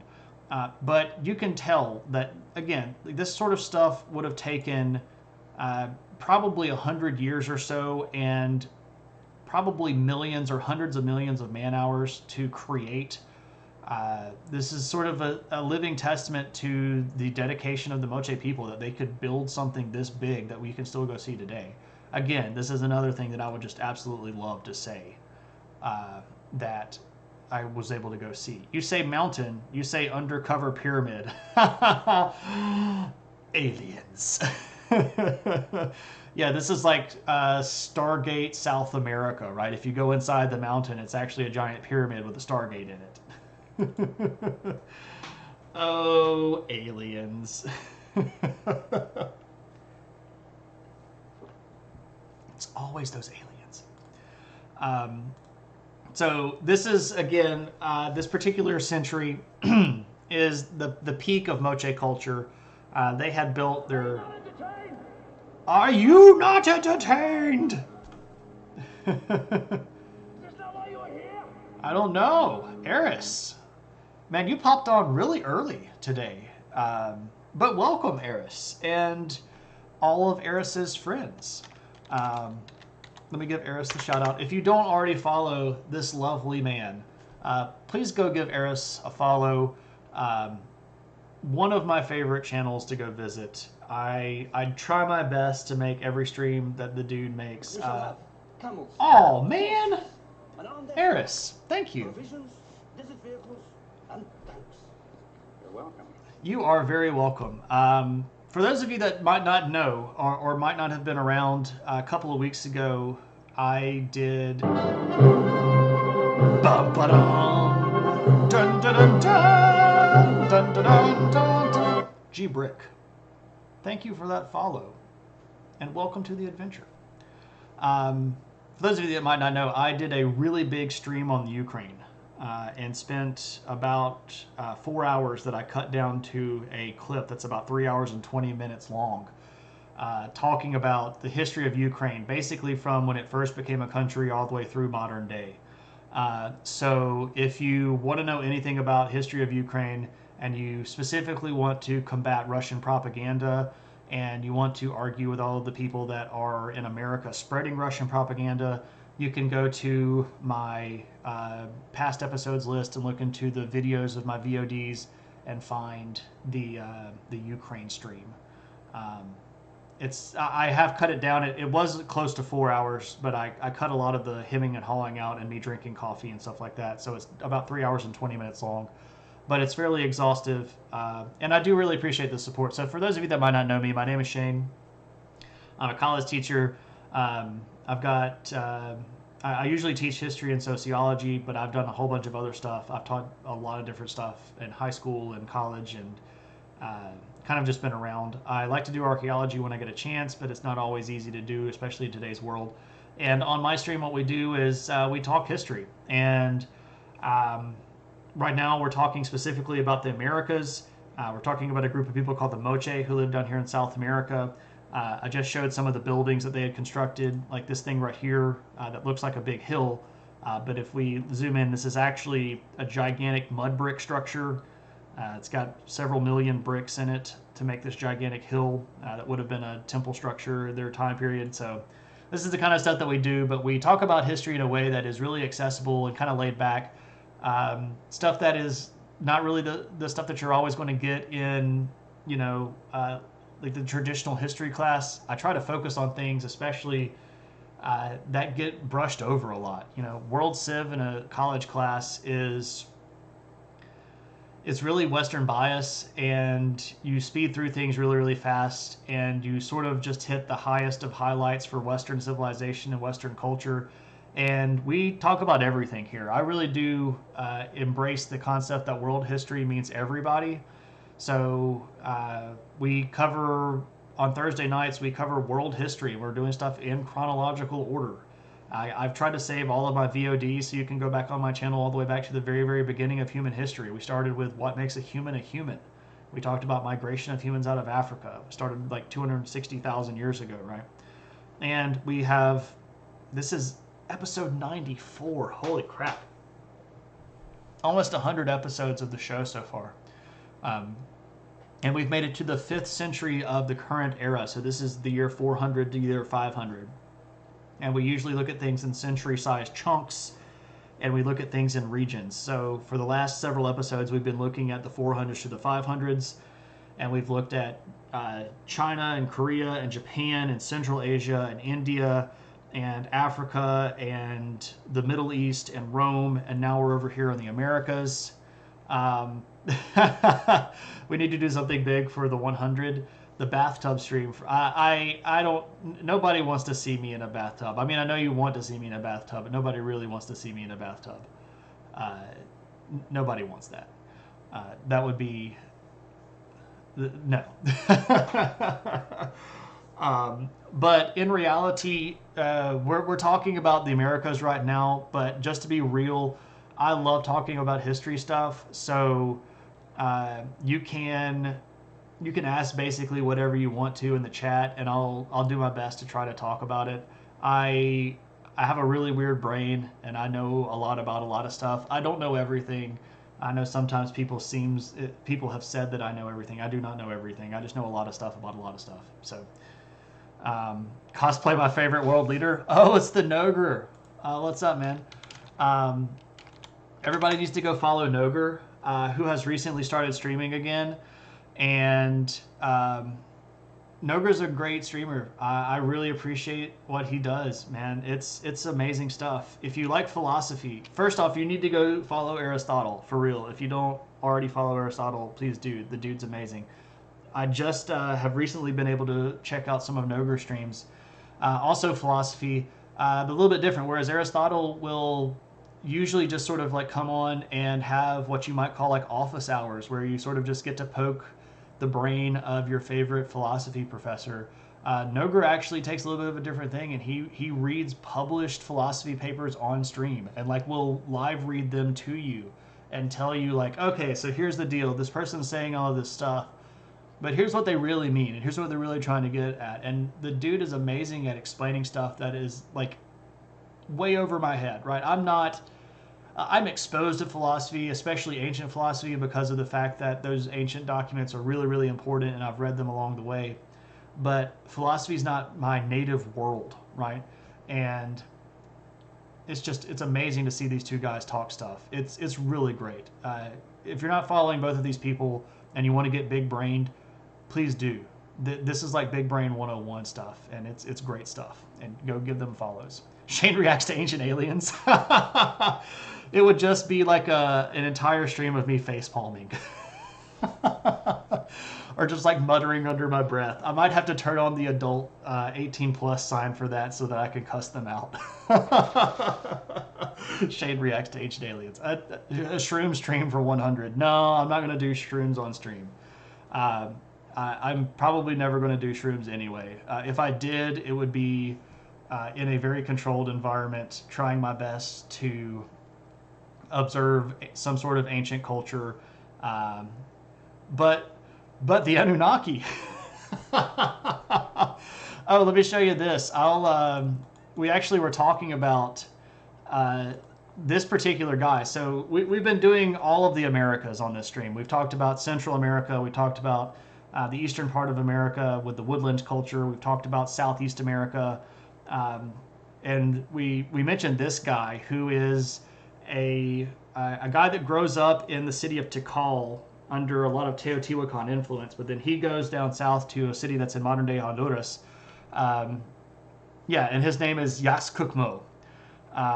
And a lot of people go, the thing that he is wearing is clearly a space helmet. It has goggles. um, the stuff that we see from this particular area of Copan is ancient aliens fodder like mad. And we're actually about to get to another group that is all about some ancient aliens fodder, specifically stuff like this guy. So this is a gold statuette from a group of people called the Quimbaya. So this gets us, of course, to the stream title tonight, Holding Hands and Singing Quimbaya. But if you look at Quimbaya culture, these people, by the way, are a little bit north of the Moche people. They're up here in what is modern day Colombia. So if we pop our borders on again, they're up here specifically. And I got to change my notes here. We're not talking about the Moche. We're talking about the Quimbaya. They are in this mountain range, roughly right around in here is where the Quimbaya are going to be established, and they are really prolific goldsmiths. So we had a question earlier about what people in the New World is doing or with gold or with metal specifically. A lot of the Quimbaya stuff is stuff like this, and you see really intricate depictions of humans and animals. But a little bit later on, this is sort of the introduction to the Quimbaya. We typically take a little bit of time when new cultures sort of pop up to describe them a little bit. And the Quimbaya at this time are sort of just emerging into villages around the the mid 400s and late 400s. If you fast forward to the early part of the second millennium of the current era, the Quimbaya are going to make a lot of gold ornaments that have these really weird figures on them. And if you Google Quimbaya artifacts, there are a lot of people that suggest that the Quimbaya are actually depicting aliens. It's not aliens, but a lot of people. Yeah, the gold statue is very anti-Moche. Most notably, it's a single figure, and they're not involved in any sexual act. In all fairness, that doesn't look airtight. It really doesn't, right? It's got chicken wings too, or you're trying to tell me that Homeboy's hat lets him fly. The Dorado legend, yes. So earlier in the stream, somebody mentioned the lost city of gold. One of the big cities of the Quimbaya today is referred to as Perdido Ciudad, the lost city. And because these people were so prolific with production of gold artifacts, a lot of people think that the city of El Dorado was based on these people. Yeah, La Ciudad Perdida. So it's pretty cool stuff, and they're not quite there yet. Again, at this particular point in history, they're sort of just starting their first steps towards being larger cities, and they're kind of involved in the larger Andean Exchange, which is the fancy schmancy name for the big trade network that basically ran all the way down this Pacific coastline from Colombia through Ecuador and Peru and down here to Bolivia. We didn't mention them because there's not too terribly much going on that we understand. But down here in this region, last time we talked about the Americas, we mentioned a big city called Tiwanuku. And they're doing okay. They're doing pretty well at this particular time. They're building a particularly interesting site called Pumapunku, which is one of the more weird ancient sites. It's in modern day Bolivia, and I'd love to go see it. But unfortunately, travel basically anywhere in South America is really, really tough because of COVID restrictions. Um, that's your favorite Madonna song? Because of the Gold Dust Lake bathing coronation ceremony. Yeah, the Gate of the Puma. Right. So, Inferno, we're all in your world down here. And if you all are interested in any of these particular areas, you can go back in the VODs. We've covered South American cultures quite a bit in previous streams of the Americas, and specifically we did an entire stream on the Incan Empire and explained how they were originally not like one big empire and how they became unified, and then how they ended up falling to the Spanish. So we did an entire viewer request stream on the Inca by themselves. So one more group that we should mention before we wrap up today down here in this region is the Lima culture. Not the Lioma, the Lima culture, right? So the Lima culture is it's based in modern day Lima. If you know anything about world capitals, Lima is the capital of Peru.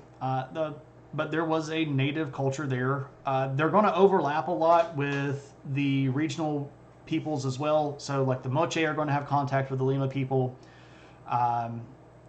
The Nazca people. So if you know about the Nazca lines, the big things that are in the deserts, we talked about those on the last stream when we were covering South American peoples.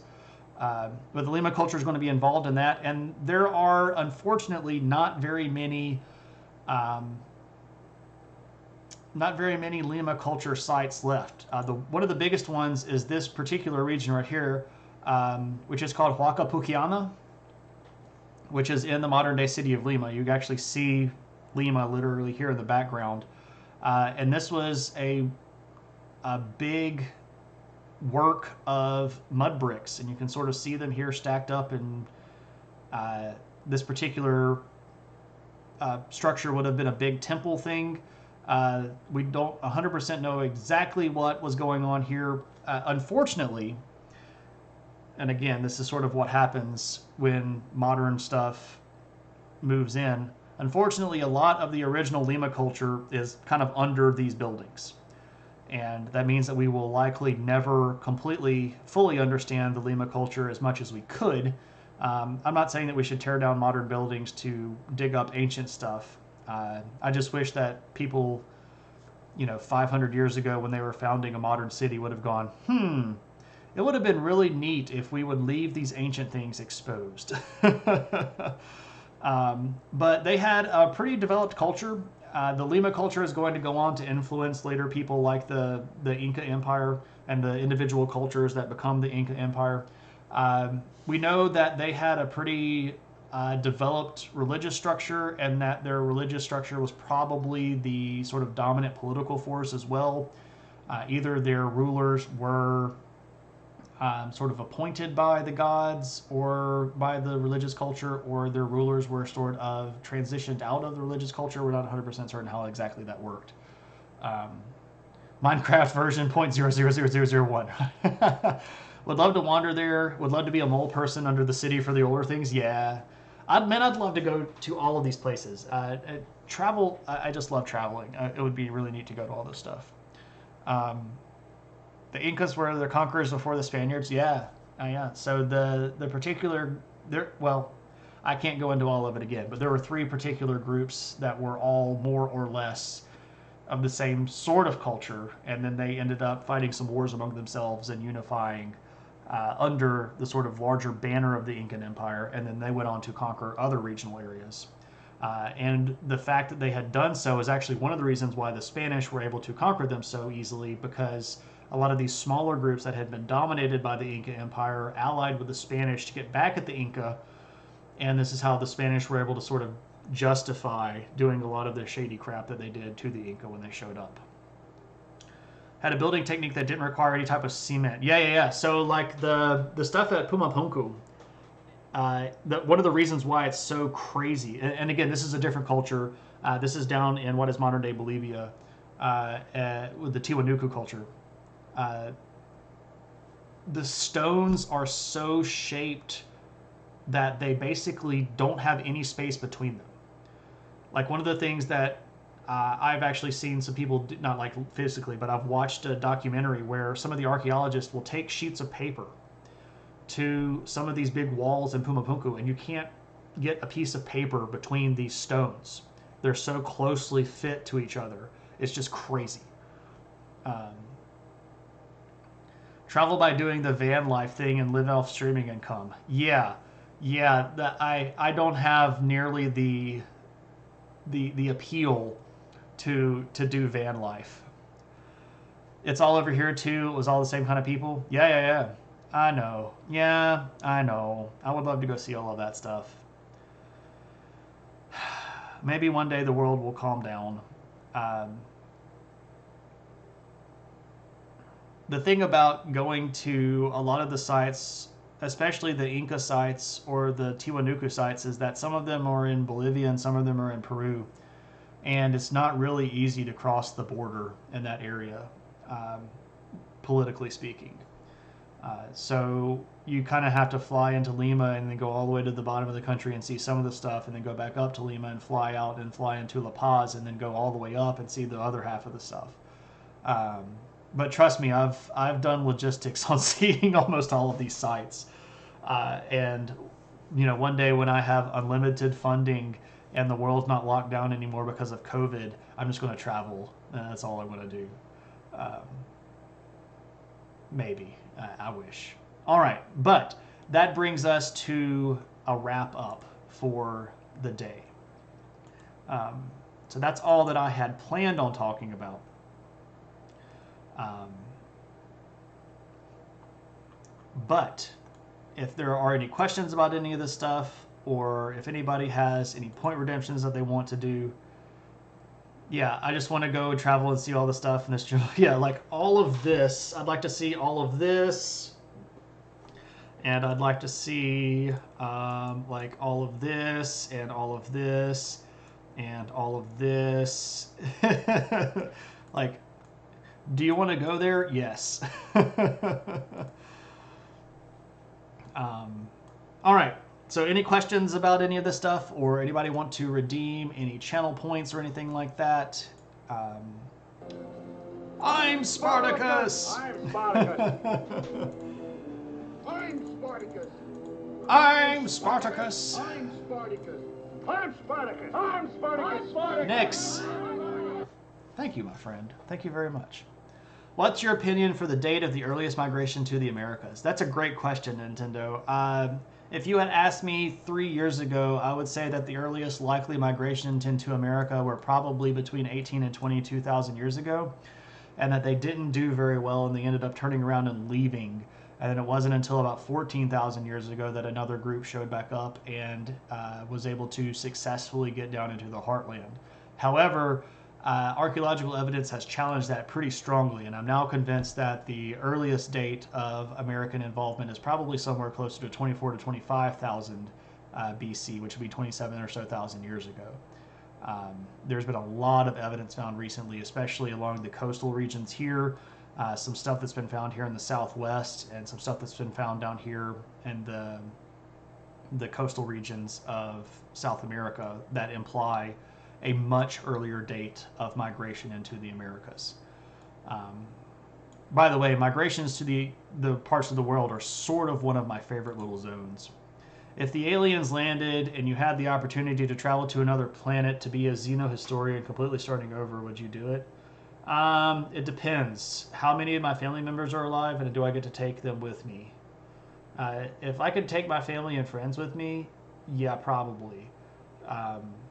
I value my family and my friends a lot more than my ability to travel and do history.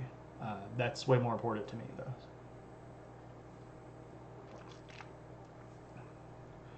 All right. Other questions? Other designs? Other ideas? Otherwise, I think I know where we're going to go. Do a raid. Did Teotihuacan... yeah. So we actually talked about Teotihuacan for about the first 45 minutes of stream, JMR. So I think you missed most of that. But yeah, we talked about Teotihuacan, and they sort of hit their height during this period of time. This was sort of their apex of power and extension. Did they connect with the Moche? That's a great question. I don't think that they ever did. The furthest southern extent of influence for Teotihuacan was probably down here in, I don't know, maybe Costa Rica, maybe you're not seeing that. Sorry, like maybe Costa Rica, but probably more likely just northern parts of Nicaragua. That's about as far as they ever got south influence-wise. And the Moche culture down here, the larger Andean exchange, sort of ended at that point right around here with Quimbaya. That was sort of their most northerly extent. So the Isthmus of Panama and Costa Rica probably separated those two groups. I'm fairly confident stating that they did not really ever have any direct contact. But that'd be really cool if they did. If you were an alien, where would you land your spaceship? Like on Earth, where would I land my spaceship? I would probably spend a little bit of time finding the biggest troll on the internet that was pro-alien and land in their yard just to see their reaction and just to see them feel like they've been justified. It's now live. Tune in 6,000 years, right? You've been to the northern parts of Nicaragua. I've never been to anywhere in Central America. I would love to go though. I've got itineraries planned for eventual trips to Guatemala and Belize. And in the Guatemala trip, I would really like to see if I could cross over into Honduras to see Copan, because it's not too far from the border between Guatemala and Honduras. I don't know if that's easy to do though. So, hey, we are halfway to the community challenge. So for those of you that are not aware, we're saving up community points right now. I'd like to actually try to give people things to do with the points. And Kyle, I did not miss your standard question book. We'll get to that in just a second. I like giving people things to do with their points. I don't like the idea of people just having gigantic stashes of points that they have nothing to do with. So I pretty frequently do things like community goals. Right now we're saving up points to do an all photo stream. So I've done one of these before as a viewer request where basically I just come on stream and I just show pictures. And I just show pictures of places that I've been, and I talk about those places, and I give a little bit of the history of those places. And we always do, well, in the past when I did that, I did like a castle, I did a tomb, I did some ancient ruins, I did some Native American mounds, I showed photos of food that I'd eaten, that kind of stuff. So it's kind of just a hodgepodge of whatever I decide. Other streamers sing songs in exchange for points. I mean, I've got a guitar and I'm not the world's worst singer, but I don't necessarily know if anybody wants to see me sing a song. I don't know. That might be something you all are super interested in, but I would suspect probably not.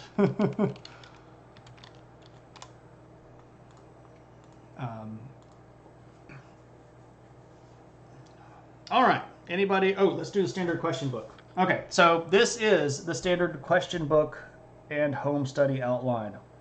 Hot tub music stream confirmed. Okay, so I know that we've got a lot of new people in the chat, so let me give the full explanation of this. So this particular book, it was a gift from one of my dear friends for Christmas last year. It is an antique. It was printed in 1917. 1914. And the particular company here produced what is basically a home history class, right? So if you wanted to get a college credit for history, you would send off for this particular class, and they would send you all of the textbooks and all of the materials. And this little guy right here was sort of your study guide. And when you got through with a particular chapter or section, you would break this little book out, and it's full of questions. And those questions were things that you were supposed to have learned, right? So after you've done this module, you were supposed to know all of the answers to these questions. And if you didn't, it actually has a little page number reference to the textbook to tell you you need to go back and look at this page. But here's the kicker. I don't have any of the other material. I just have the question book. So it's just a whole bunch of random questions. And I don't know what the answers are always. So what we do is we pick a random page. Let's pick one. That's kind of, I don't know, let's pick one in the very front. We haven't really done very many in the front. So we're going to pick a page like so. And then I'm going to just sort of run my finger down the side here, and we're gonna answer this question. And here's what happens. I'm going to read the question, and if I know it, I'll answer it. And then if I don't know it, we'll go look the answer up. So sometimes I know them and sometimes I don't. I did not know the last one. The last one was what was the first newspaper published in America. And there was a little bit of debate. But we sort of settled on one that was published by Ben Franklin's brother in 1721. But oh crap! And I moved my hand. So let me redo this. All right. Wow, that's I don't know that at all.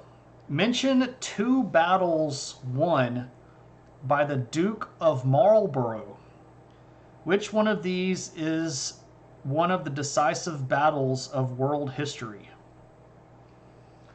Well, that's a great question. And I don't know. So let's go figure out who the Duke of Marlborough is. I know the one battle that he didn't win was the battle against the United States Supreme Court for being able to advertise for children. That's a bit of a cigarette joke, though. Is this perhaps John Churchill, first Duke of Marlborough? Let me see what the questions are around it. Questions around it. Explain what purposes of the alliance formed by William III. Okay, yes, so this is apparently going to be John Churchill, first Duke of Marlborough. So this guy. And I don't think that came through all the way.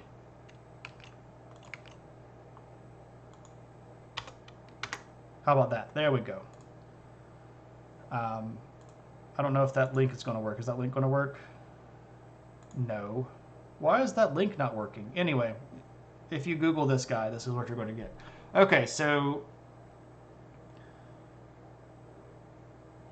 let's see. Well, let me see if I can do this. Let me shrink this window down. I'm a giant nerd.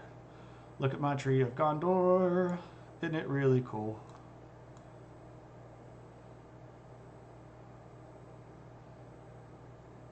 All right.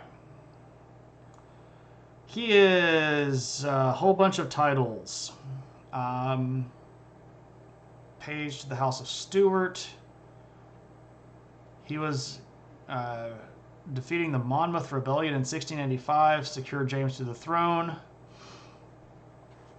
but then was a key player in the conspiracy that led to James being deposed during the Glorious Revolution. So we're supposed to be finding the 2 big battles that he fought in. So maybe this was in the War of Spanish Succession?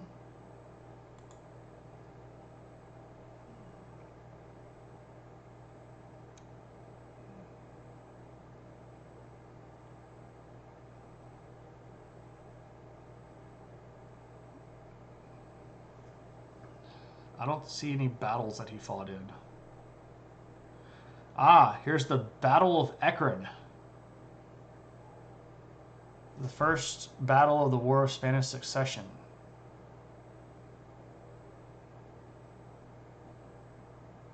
Let's just do Control F and we'll type battle.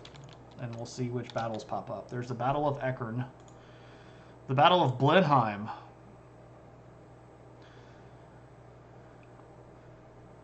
Battle of Blenheim was a major battle in the War of Spanish Succession. Overwhelming Allied victory ensured the safety of Vienna from the Franco-Bavarian army, thus preventing the collapse of the reconstituted Grand Alliance. All right, so I would bet that's one of the big ones. Battle of Ramy.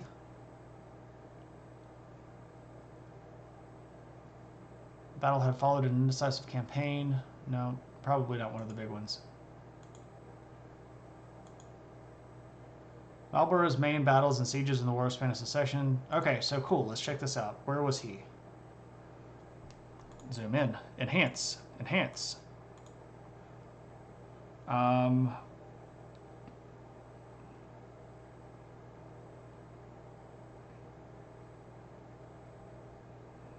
He's in a lot of battles. I don't know specifically which are the big ones.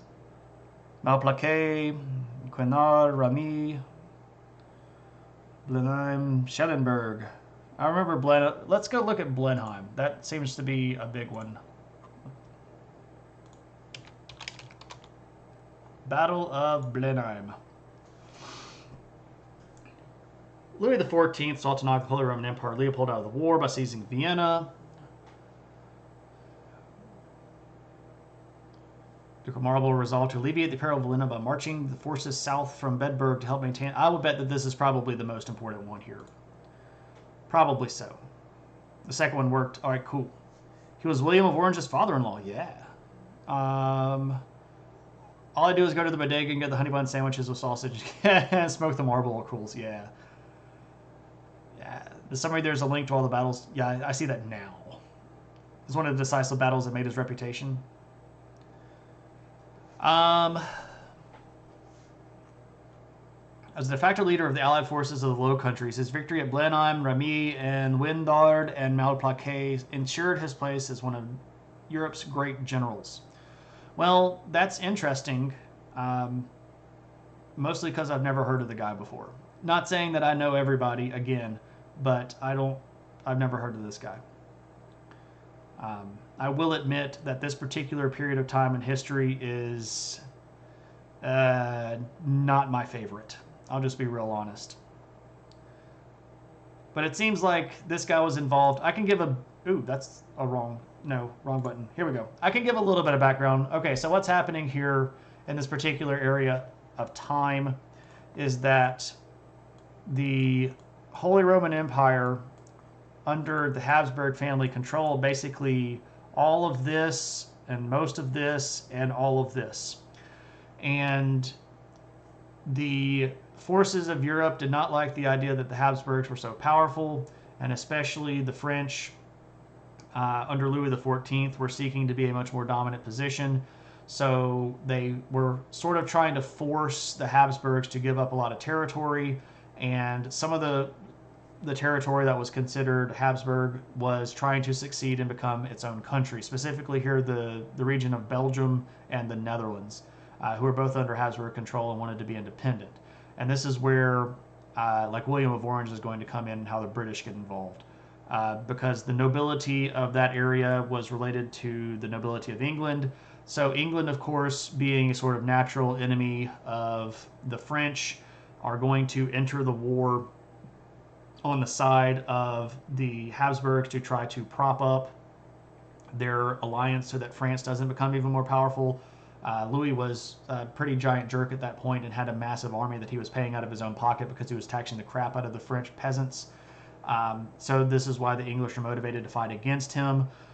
It looks like this particular guy, the Duke of Marlborough, John Churchill, is going to join up in the British Army and be fairly successful and strategic in defeating the French forces at some of these big battles where they're trying to break up the Grand Alliance. So the Grand Alliance was the group of countries that were fighting basically against the French at this point. So there you go. That's a very brief history, and I hope that was at least somewhat worthy of the point redemption. But I'd never heard of that guy before, so I guess I learned something, and now I need to go look all that stuff up because I I had never heard of that guy. So, all right. Other questions? Any? After the stream, Shaman's going to self-flagellate. No, I'm really not. Honestly, that particular period of time is not something that I'm super excited about. I mostly like stuff that's older than that, and I like stuff that's newer than that. Or during that period of time, I'm not really interested in European politics. I'm much more interested in what's going on in stuff like the Ottoman Empire or China. So, not really. Why aren't I a fan of this period? Honestly, because it's so confusing. You have to basically memorize family trees because all of the royal families are intermarried and there are just too many branches of them, and you've got to remember that this guy is that guy's cousin and this other person is that person's nephew and this guy is that person's ex-husband's wife or something like that. It's just really really annoying. And if you know the big strokes of what's going on, you can get what's happening. But I don't really want to get into the minutia of trying to figure out exactly how the family politics play into this stuff and exactly how that person did this thing because of this thing. It really is a soap opera. It's a giant mess. Yeah, so like the 30 Years' War is it's such a complicated scenario because everybody switches sides every other war. Like every 5 minutes, this guy that's fighting on your side today might be fighting against you tomorrow because you said something about that guy's family and you didn't accept the proposal to marry this dude's fourth daughter or some junk like that. And to me, that's the sort of history where I'm comfortable saying that I know the broad strokes of what happened. I can tell you the big motivations behind the countries. I can frequently tell you the motivations behind the individual leaders. And while I might only have 40 or 50% of that knowledge, learning the rest of it is a very labor intensive endeavor. And for me, I would rather put that energy in learning something and getting 40 or 50% knowledgeable about something that I don't know than getting 100% knowledgeable about something that really drives me crazy. So it's more of a personal preference. I just don't want to spend all the time that it would take to become an expert on that stuff. Um, it's like Game of Thrones, but with less dragons and British teeth. Yeah, kind of, sort of. The teeth probably back then were even worse than modern day because they didn't have any. Oh no, they totally had gratuitous sex scenes. That happened all the time. All right. I'll just be real honest and tell everybody that my voice is about to not necessarily give out, but if I don't stop now, tomorrow is going to be rough on me. I've already talked for 3 hours today, and I've talked longer than I normally do on stream here. You found a paperback scan of the standard question book. You don't know if it contains the answers. If it's just the standard question book, I doubt that it contains the answers. But if it does, that'd be cool. Such a tragedy. We know all of that minutia, but the Spanish burned all the Maya. Yeah, and see, that's the crazy stuff. That's crazy stuff. You've completely lost your falsetto. I mean, I'd be okay talking for another hour, but I would not be okay tomorrow talking 3 hours. So I need to be cognizant of what's happening in the future. Because this week, I streamed on Tuesday, so I talked 3 hours on Monday, 3 hours on Tuesday during class, 2.5 hours on stream. So what is that? 3, 6, 8.5. 3 hours on Wednesday, so that's 9, 10, 11.5. 3 hours this morning, that's 14.5. 2 hours and 15 minutes tonight, so that's 17. I've talked 18 hours already this week, and that's just in class or on stream, not how much I talk in person, because I talk a lot in person too. So, so I'll hit like 20 hours of talking by tomorrow. So good times, right? All right. Anyway, I do think it's time to go do a raid. We're going to go raid my friend Angel, who is a game streamer, a really cool guy. is just really fun to watch on stream do gaming stuff. So we're going to go give a hey to Angel. And I don't know. let's see. When we get there, our battle cry, as always, is adventure. And we'll go hit the raid. So thanks, everybody. Heads up. So next week is spring break for me. And I'm definitely not going to stream Tuesday or Thursday in the regular way. If I do stream Tuesday or Thursday, it will be... Oh no, is Angel... Yeah, I don't know. Maybe it wasn't bad. I don't know. Okay, Angel is actually about to sign off, so we're not going to go raid Angel. On my end, what I could see, it didn't look good. He's literally signing off right now. Alas. Okay.